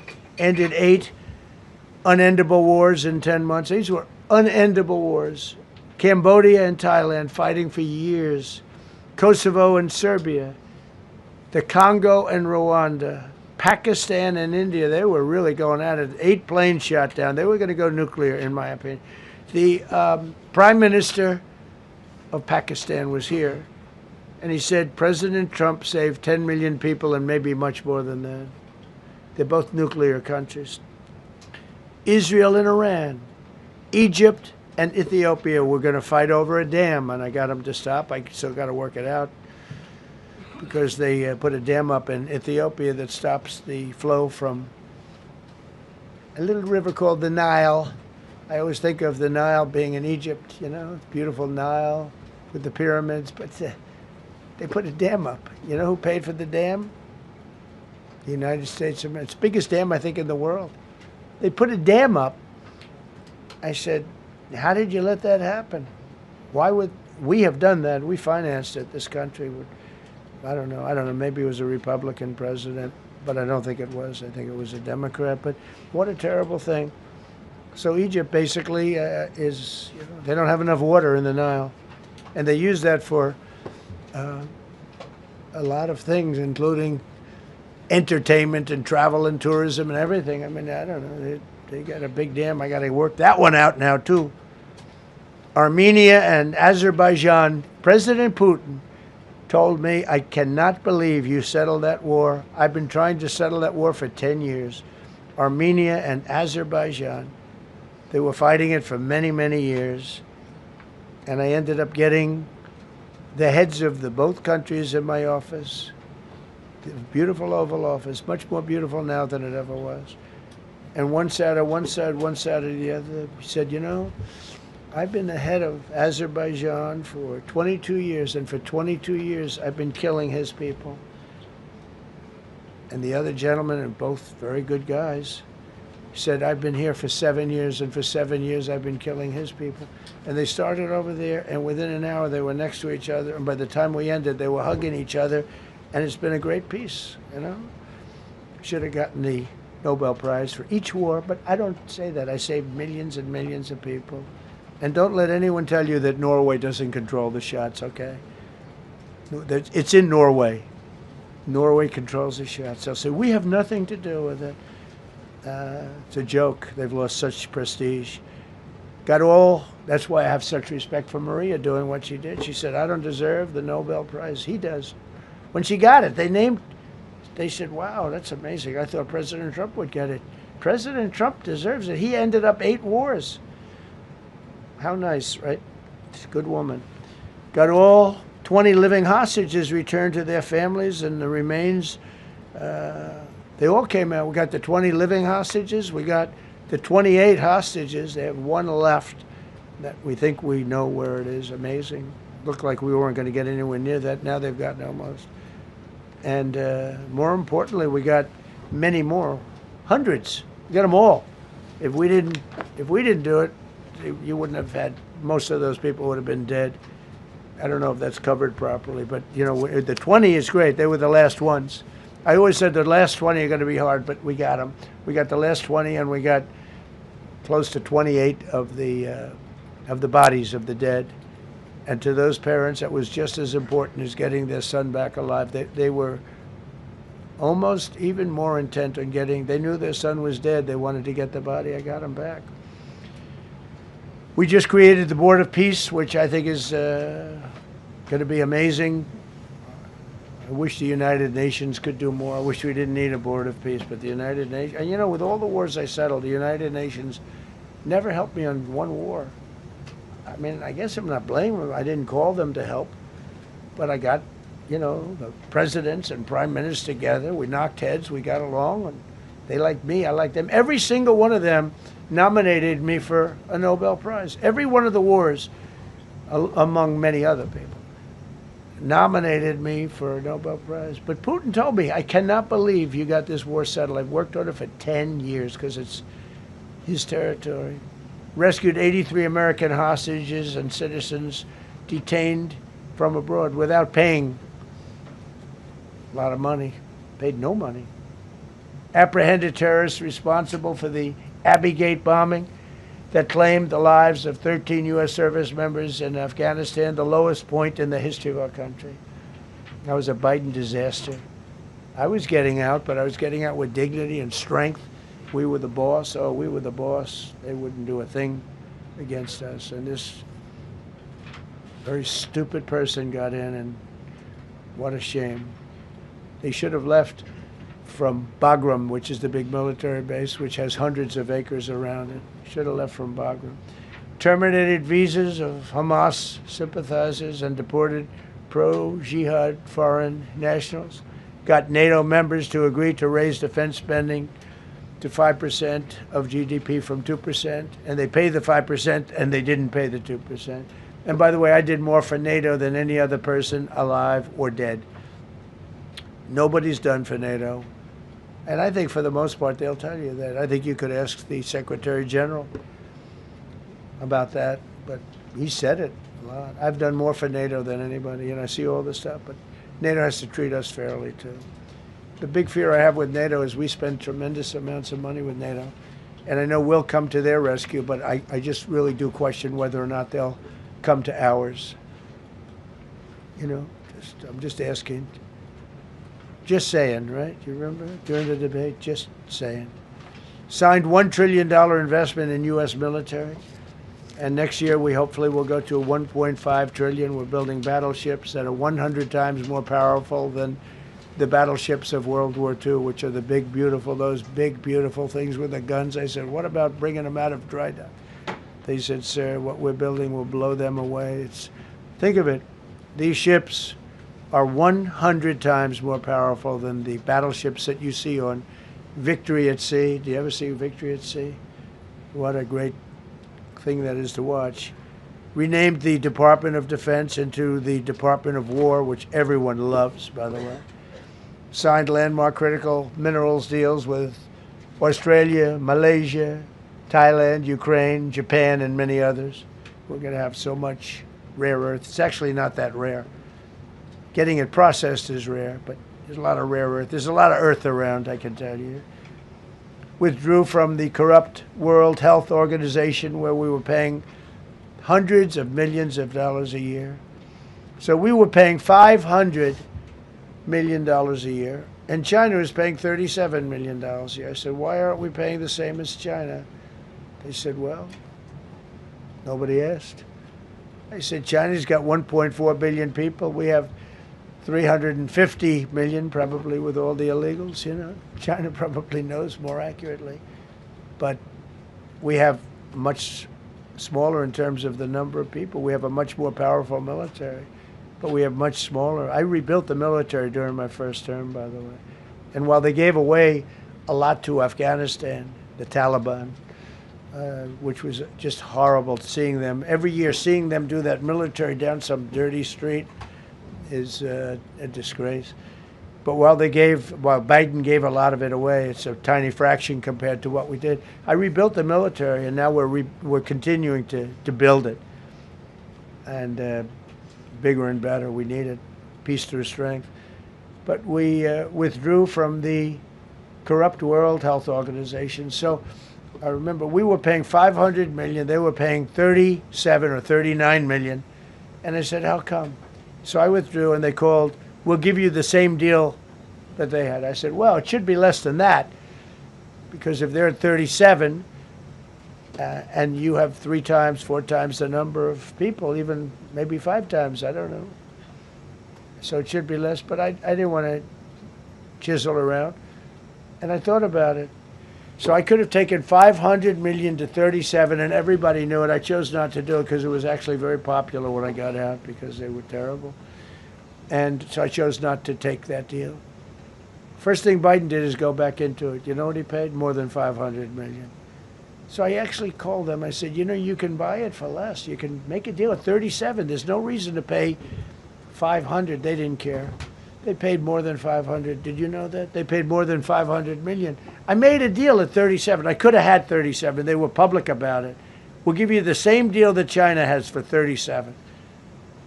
And they paid $500 million. That's the way you ruin a country. And it's the same attitude that, you know, you have on everything else with these people. They were terrible.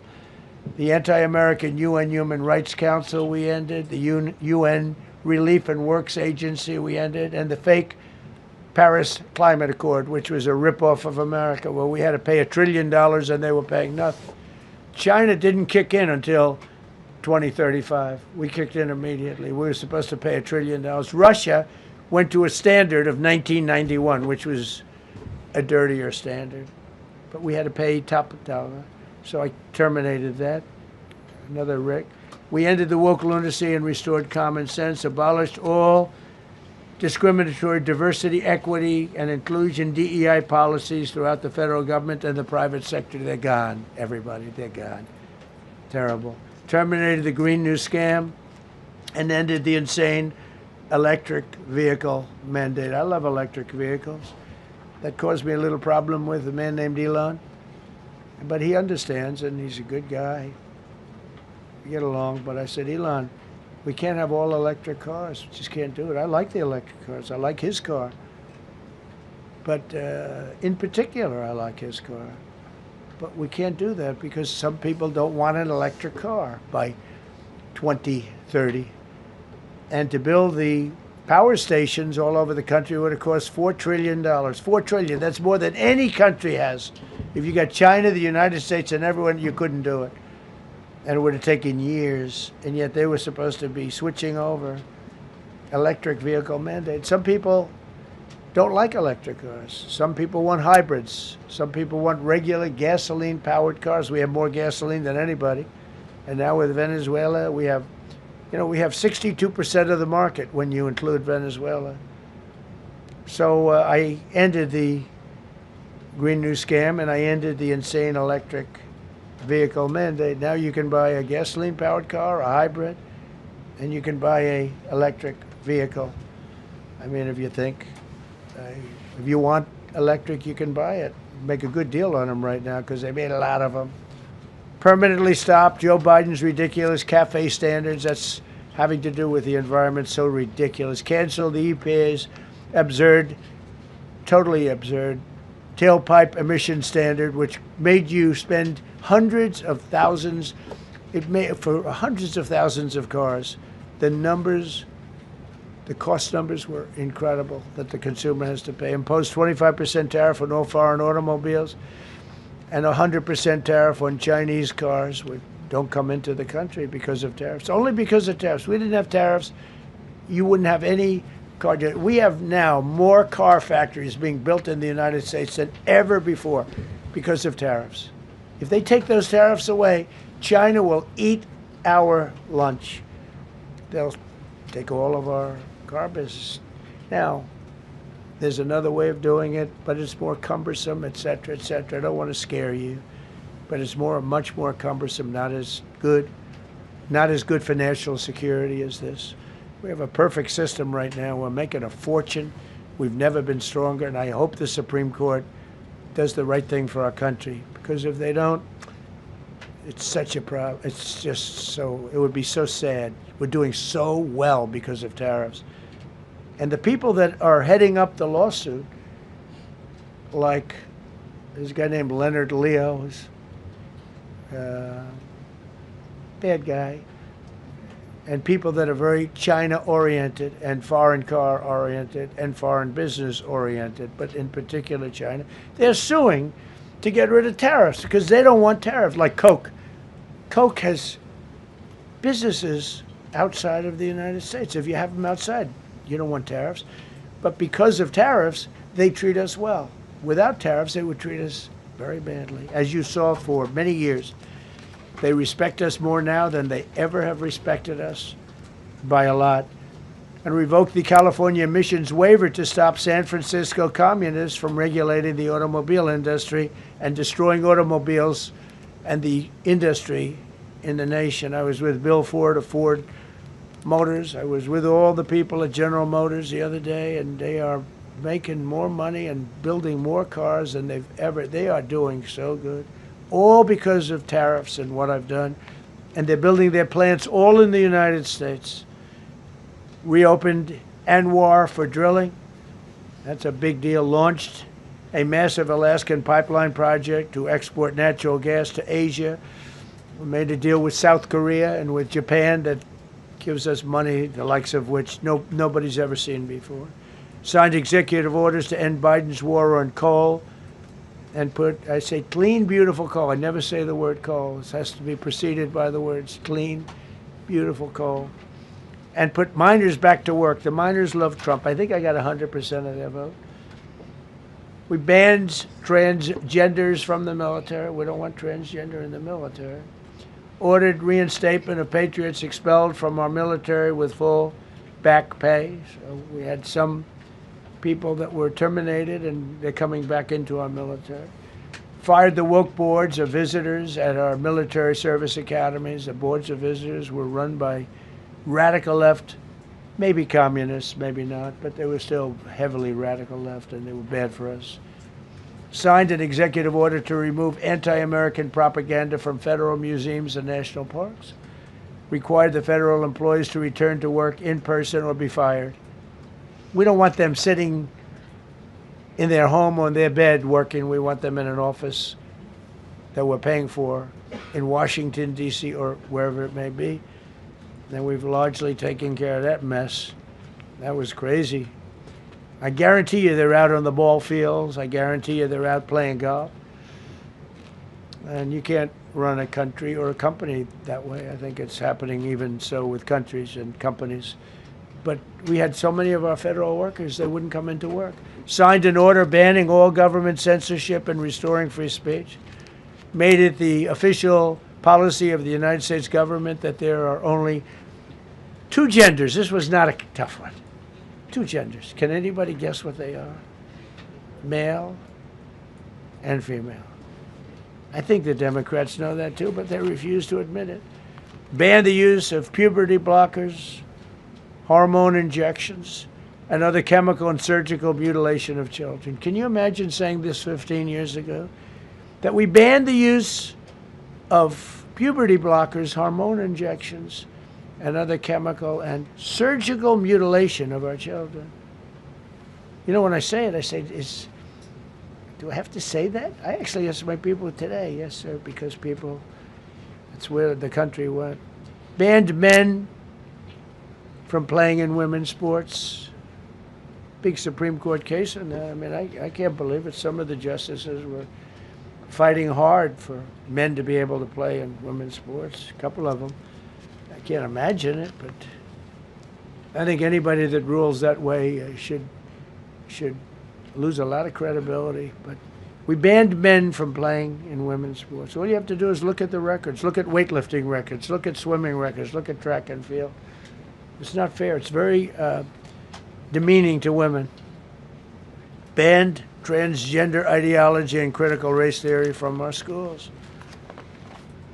Secured unprecedented settlements with Brown University, Columbia University, and many other colleges, including the University of Pennsylvania, where I went, the great old Wharton School of Finance, to restore fairness and merit. We're working with Harvard right now. They've been very anti-Semitic. Terrible what they've done. And we'll see what happens. I hear we have a deal, but who the hell knows with them? They have a lawyer that wants to show how hot he is.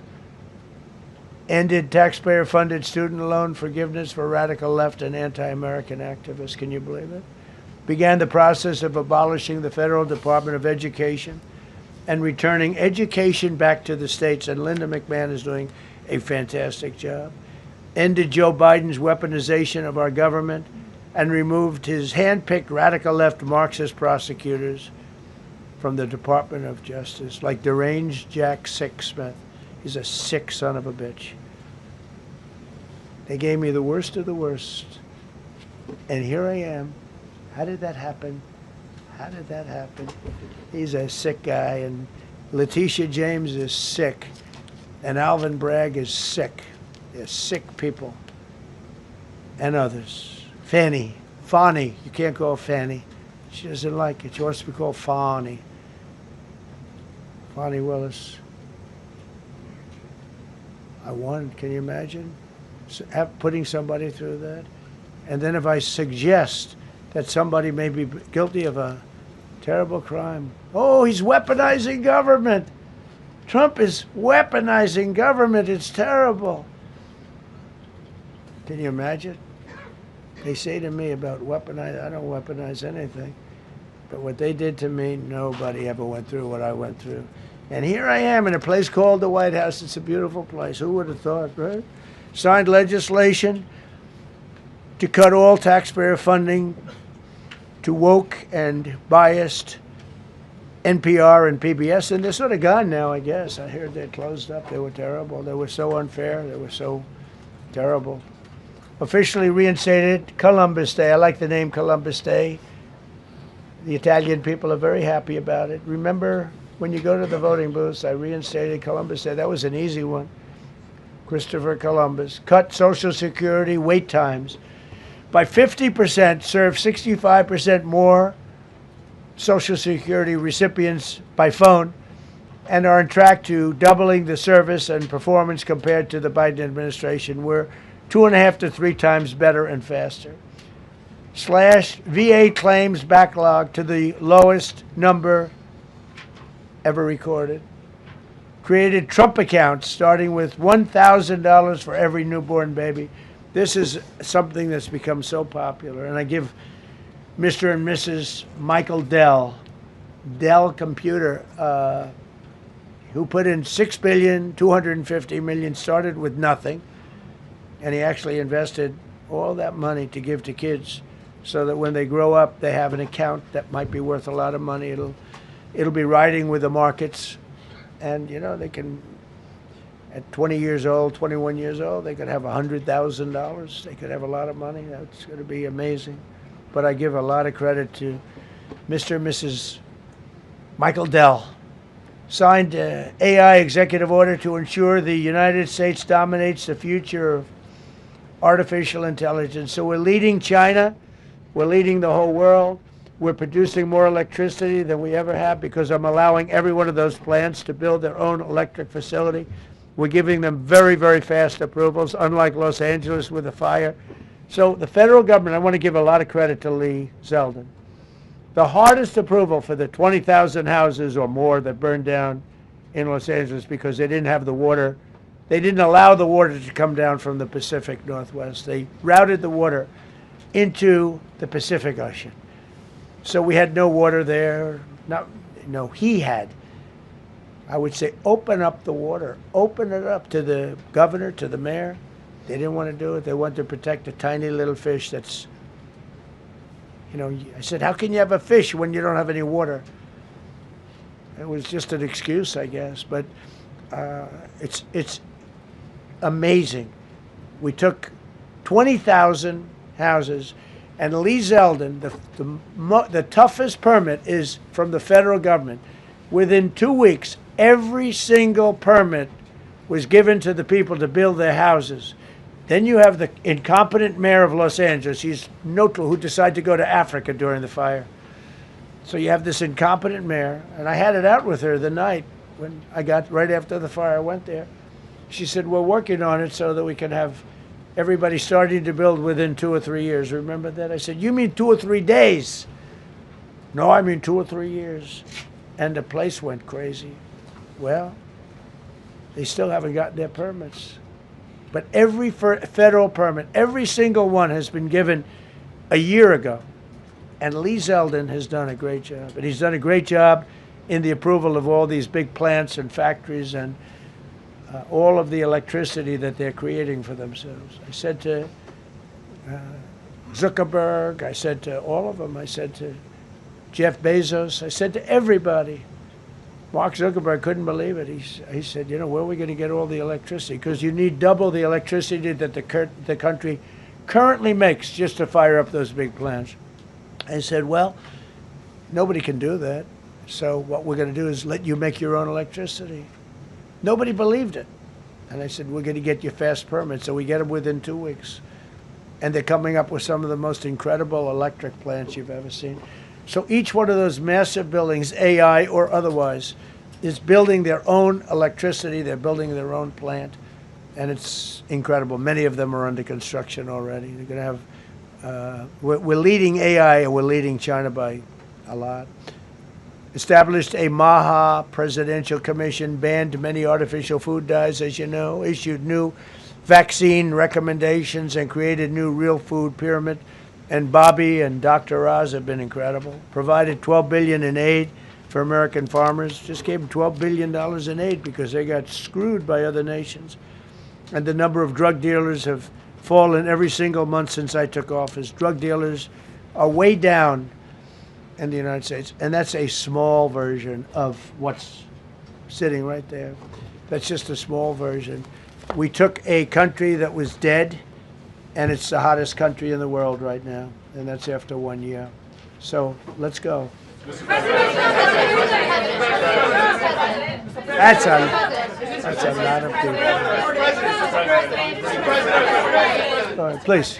Yeah, go ahead. Thank you so much, Mr. President. I have 2 questions for you. One, do you want your Board of Peace to replace the UN? Well, it might. I mean, the UN just hasn't been very helpful. I'm a big fan of the UN potential, but it has never lived up to its potential. The UN should have settled every one of the wars that I settled. I never went to them. I never even thought to go to them. They should be able to settle those wars. They don't. I believe you got to let the UN continue because the potential is so great. And I wonder you invited Lula from Brazil to be part of the Board of Peace. I did. What role do you I did. expect him to play, especially A big role. I like him. Venezuela? Yeah, and I like another one, because Are you from Brazil? Yes. The EU and Mercosur just signed a trade agreement this weekend, which is going to be the biggest trade zone, free zone in the world. Right. At the moment, you are talking a lot about tariffs. What is your reaction to that? So, two questions, Lula. Well, look, I just think this. I think we have trade like we've never had before. We're doing better in trade than we ever have before. We're not being ripped off by every country in the world like we were before. We're doing numbers that nobody's ever thought possible. We're the richest we ever were. It's because of tariffs and the proper use of tariffs, and we're also the most secure. As an example, Iceland, without tariffs, they wouldn't even be talking to us about it. So we'll see what happens. I think it's going to work out quite well. Yeah, right behind. Thank you, Mr. President. How would you characterize your relationship with Emmanuel Macron and Keir Starmer right now? And have you spoken to them since your Truth Social post last No, I night? haven't, but I think I get along very well with them. I mean, they always treat me well. They get a little bit rough when they're, when I'm not around. But when I'm around, they treat me very nicely. And, I like both of them. They're both liberal. They've got to straighten out their countries. You can't, London is having a lot of problems. And if you look at Paris, got a lot of problems. They have two problems, immigration and energy. They got to stop with the windmills, and they got to go back like UK has an unbelievable asset called the North Sea. Norway uses it, makes a fortune. They have a better section of it, and they don't do it.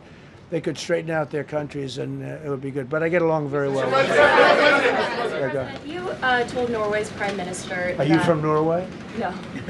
You look like you would be from Norway. She looks like she's from Norway. Go ahead. You told Norway's prime minister that you not winning the Nobel Peace Prize made you feel less obligated to think purely of peace. Well, I lost a lot of respect for Norway.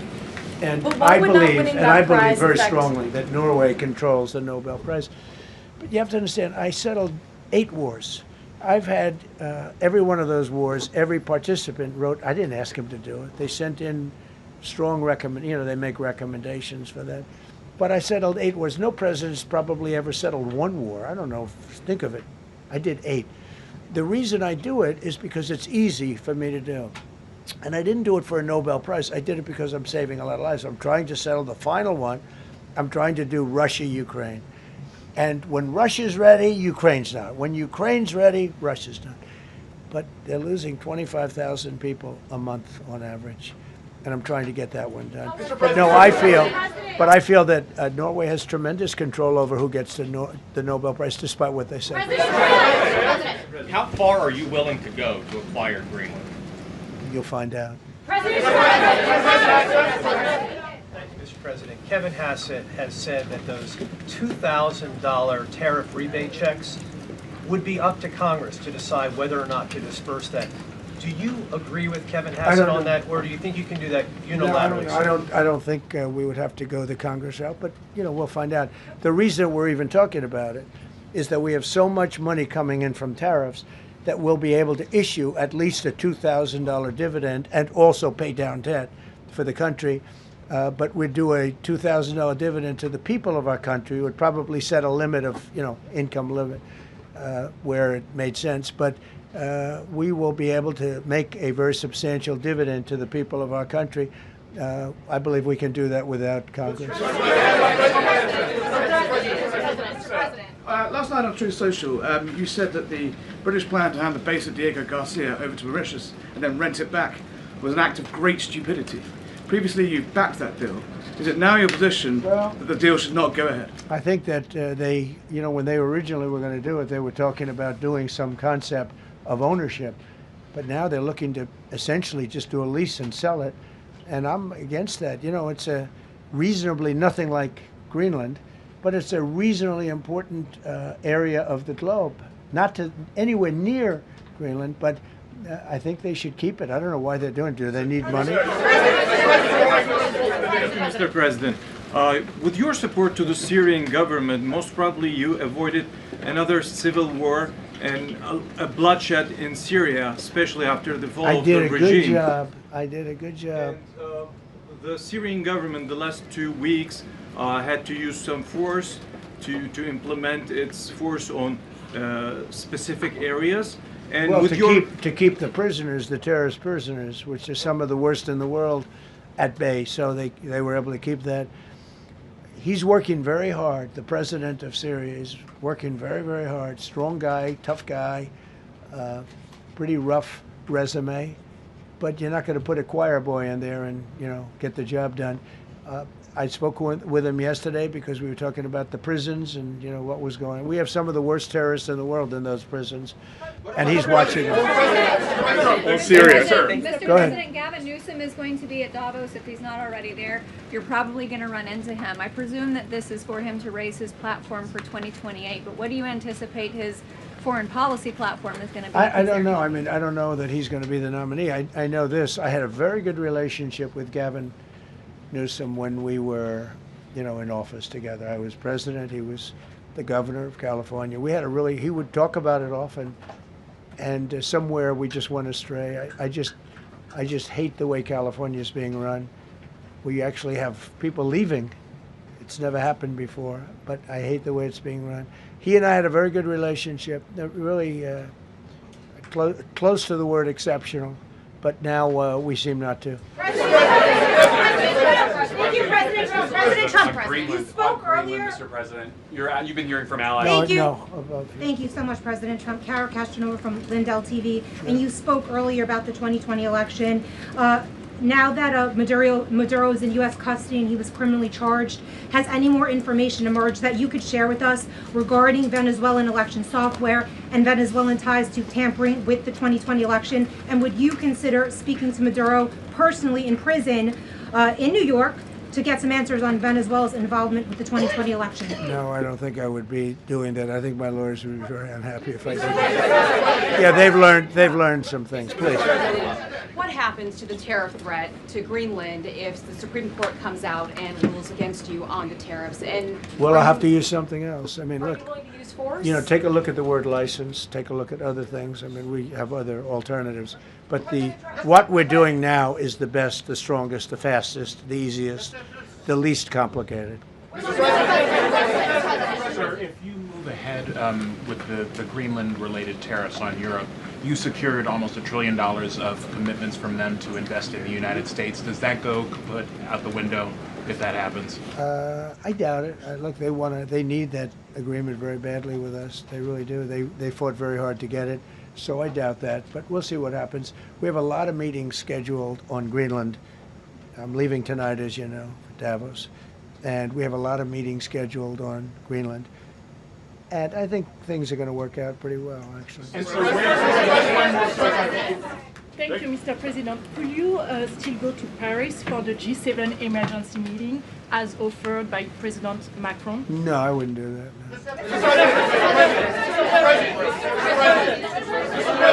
No. Because, you know, Emmanuel's not going to be there very long. And, you know, there's no longevity there. He's a friend of mine. He's a nice guy. I like Macron, but he's not going to be there very much longer, as you know. And I think, you know, I have meetings with the people that are directly involved, not some of the people you're talking about. Thank you so much. Thank you so much, Mr. President. Happy You know, I've New Year. never seen this room like this. Is this a celebration of the first year? Yes. Have you ever seen it? I've never seen this many. I hope we have a very good. I hope we have a very good structural floor. You know, this used to be a swimming pool. You're sitting over a swimming pool. I could see that happen. But we need a good structure here, don't we? Huh? Yeah. Thank you so much, Mr. President. Happy 1 year anniversary. Thank you. And my question is on Syria. The Kurds, as the most loyal U.S. partners, facing attacks by some Syrian elements within the Syrian government. will you do to ensure the Kurdish rights protected and their effective forces against terrorism in Rojava, Syria continue, as the Kurdish see you as a president does not abandon his allies? Well, I like the Kurds, but just so you understand, the Kurds were paid tremendous amounts of money, were given oil and other things, so they were doing it for themselves, more so than they were doing it for us. But we got along with the Kurds, and we are trying to protect the Kurds. That's correct. Ahead of your speech in Davos, can you give us a preview of what we can expect as far as laying out the plans for Americans to be able to buy homes? I think more than anything else, what I'm going to be speaking about is the tremendous success that we've had in 1 year. I didn't think we could do it this fast. Think of it, it's just now 12 months, and I say it often, we have the most successful country in the world. We have the hottest country anywhere in the world by far. And this country would have been absolutely stone cold dead. And I'm going to be talking about it. I'm going to be, because, a lot of them could use some of the advice as to what we did. They need energy. You take a look at their energy policy, they're going to destroy themselves with what they're doing with the windmills and all the nonsense. They need energy help badly, or they're going to be in big trouble, and they need immigration help badly. How much longer do you want to go? Call it. I do.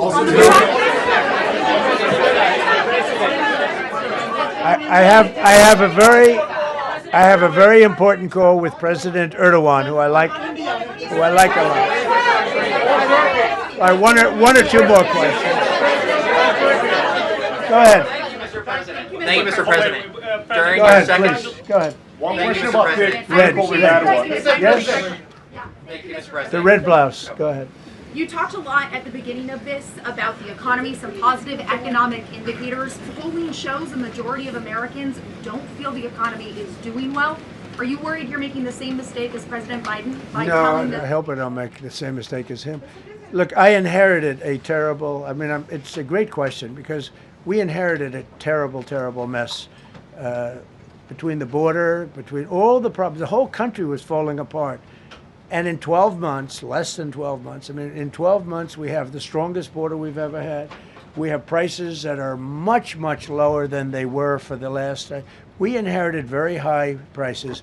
We inherited, remember this, inflation was at a historic high. We had never had inflation like that. They say 48 years, but whether it's 48 years or ever, we had the highest inflation, in my opinion, that we've ever had. Prices, because of that, were very high. I inherited, we brought down eggs immediately. Remember the first news conference, they were screaming at me about eggs. I was in the position for 2 days, and we brought eggs down to lower than what they were before. And by the way, they continue that way. We brought the prices down from when I came into office and from what Biden had, way down. We're going to bring them down further. But the job we did is a miracle. One of the reasons I'm doing this today is to explain. We inherited a mess, and we've made it a beautiful, beautiful picture. Think of gasoline at $1.99 in many states. $1.99 a gallon. It was $4.50, $5, in some cases $6 or $7. We're at $1.99. And energy is so big that with energy, everything else comes down. But the prices are coming way down, and we're going to bring them down further. But we started up here with these guys. We inherited a country that was broken. We inherited a country, and I have a very warm spot. We've done very well with Venezuela. And by the way, that even in itself is going to help us bring down the oil prices. The Venezuelan oil, we've taken 50 million gallons of oil. We've taken 50 million barrels of oil out of Venezuela in the first 4 days. We've got millions of barrels of oil left. We're selling it on the open market. We're bringing down oil prices incredibly. And when they come down, and they've already come down, again, $1.99 a gallon for oil. Nobody thought they'd ever see it. All right, one or two more. Go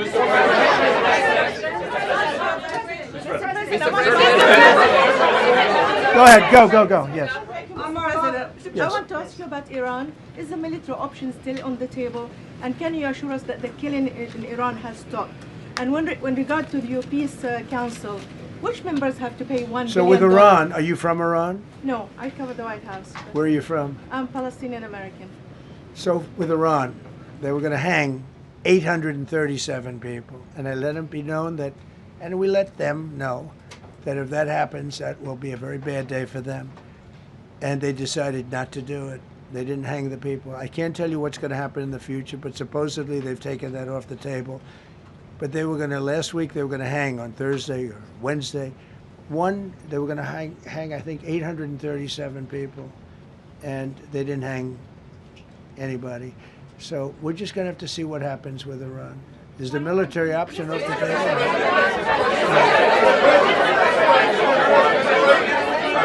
Go ahead. Thank you, Mr. President. Trump. Thank you, President Go Trump. ahead, please. Thank you, Mr. President. Go ahead, I'll take your question. Okay, thank you. Thank you, Thank you, President. Go ahead, right here. Thank you, Mr. President.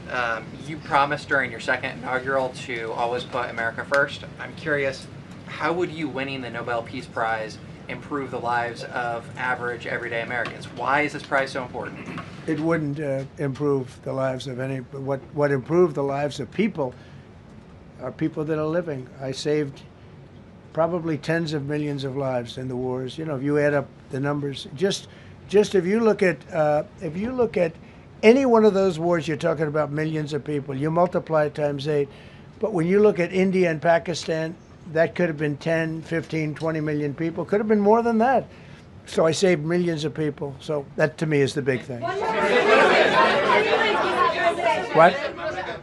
You suggested a moment ago that perhaps the reason why a positive story about the economy isn't getting through is because of, bad communications people. But are average Americans wrong to still feel high prices? And how much longer does the White House hope that they? So I think a lot of people are listening to the fake news a little bit, and I'm not blaming anybody. I think I blame ourselves. I think we've done a much better job than we're able to promote. We're not promoting. We're doing a great job, and we're sort of letting the promotion take care of itself. One of the reasons I'm doing this news conference, I think it's important. We have taken a mess and made it really good. It's going to get even better. But if you look at prices from a year or a year and a half ago, you look at the Biden prices, they were way up through the sky. And, they use the word affordability. They just say affordability and they don't talk about it.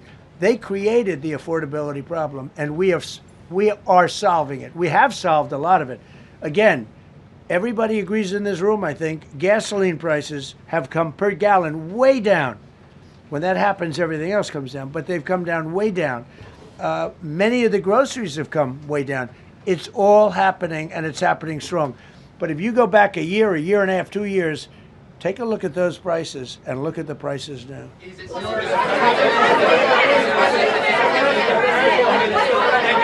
Mr. President, on Venezuela, you made a condition. Where are you from? I'm from Spain. Nice place. Thank you. You made a condition that the political prisoners should be freed. It seems that they are not being as fast as they promised in the beginning. Would that be an issue for the current government? They've agreed that they're going to let, I guess, most of them out. Or depends on what they did. But they have released a lot of. Released a lot of political prisoners in Venezuela. Mr. President, earlier on last year, you had indicated that you wanted to take back the Panama Canal. I know we've heard a lot about Greenland. Is that still on the table? I don't want to tell you that. Sort of. I must say, sort of. That's sort of. Okay, one more. Yes, blonde, blue. Yes, go ahead, ma'am. Go ahead with the blue, holding the computer. If a consequence of your determination to take control of Greenland is the ultimate breakup of the NATO alliance, is that a price you're willing to pay? You mean the breakup of it's very interesting. So I think something's going to happen that's going to be very good for everybody. Nobody's done more for NATO than I have, as I said before, in every way. Getting them to go up to 5% of GDP was something that nobody thought was possible, and pay. At 2%, they weren't paying. At 5%, they are paying. And they're buying a lot of things from us, and they're giving them, I guess, to Ukraine. That's up to them, but they're giving them to whoever they're giving them to, but they're buying a lot. I think that we will work something out where NATO is going to be very happy and where we're going to be very happy. but we need it for security purposes. We need it for national security and even world security. It's very important. How about it? Thank you very much. First of all, last year you told me that you believe that the reason you won the election is because God put you in this place so that you could save the world. Looking back 1 year, do you feel like God is proud of the effort that you've put in? I do, actually. I think God is very proud of the job I've done, and that includes for religion. You know, we're protecting a lot of people that are being killed, Christians and Jewish people, and lots of people are being protected by me that wouldn't be protected by another type of president. No, I think a lot of people are very proud of the job we've done. We've had a disaster, people pouring. It was an invasion into our country of a lot of very bad people, good people too, but a lot of very bad people from prisons and drug dealers and gangs and horrible people, murderers, thousands and thousands of murderers allowed into our country. And we now have the strongest border of any country. There's probably not a country, I guess North Korea has a pretty strong border, by the way, but there's not a country in the world that has a border like we do. And we took it from the worst border. We had the worst border in the world. Now we have one of the strongest borders in the world. One more question. Mr. President, you said you're confident something's going to get worked out in Greenland, but Greenlanders have made it clear they don't want to be part of the U.S. Well, what gives the U.S. the right to take away that self-determination? When I speak to them, I'm sure they'll be thrilled. Mr. President, are you committed to keeping the U.S. in NATO? I've had such a good relationship. I've made it so much better, so much stronger. It's so good now. NATO is so much stronger now. I don't agree with a lot of the things they've done, but that was done before I got there. I think NATO's been good. Sometimes it's overrated, sometimes it's not. But we have a strong NATO. When I came here, we had a weak NATO. We had a NATO at 2%, and they weren't paying. You had a nothing NATO. NATO's, whether you like it or not, it's only as good as we are. If NATO doesn't have us, NATO is not very strong. Thank you.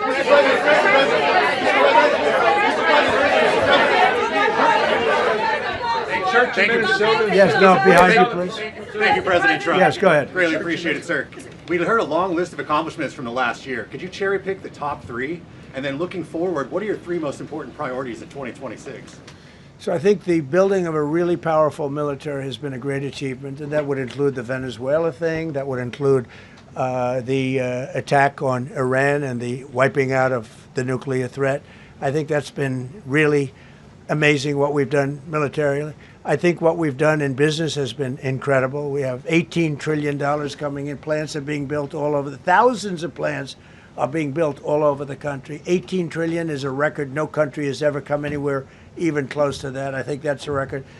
And I think that most favored nations for drugs is something that nobody thought they'd be able to get. Tariffs helped me there because the nations would have never gone along with it if I wasn't able to say, if you don't go along with it, we're going to put a 10 or a 15 or a 20% tariff on your nation. And they went along. And our drug prices are going to come down at numbers never even seen before, never even thought possible before. So those would be 3 things. Thank you. Thank you all very much. Thank you very much. How much did you pay for Greenland, sir? Congratulations.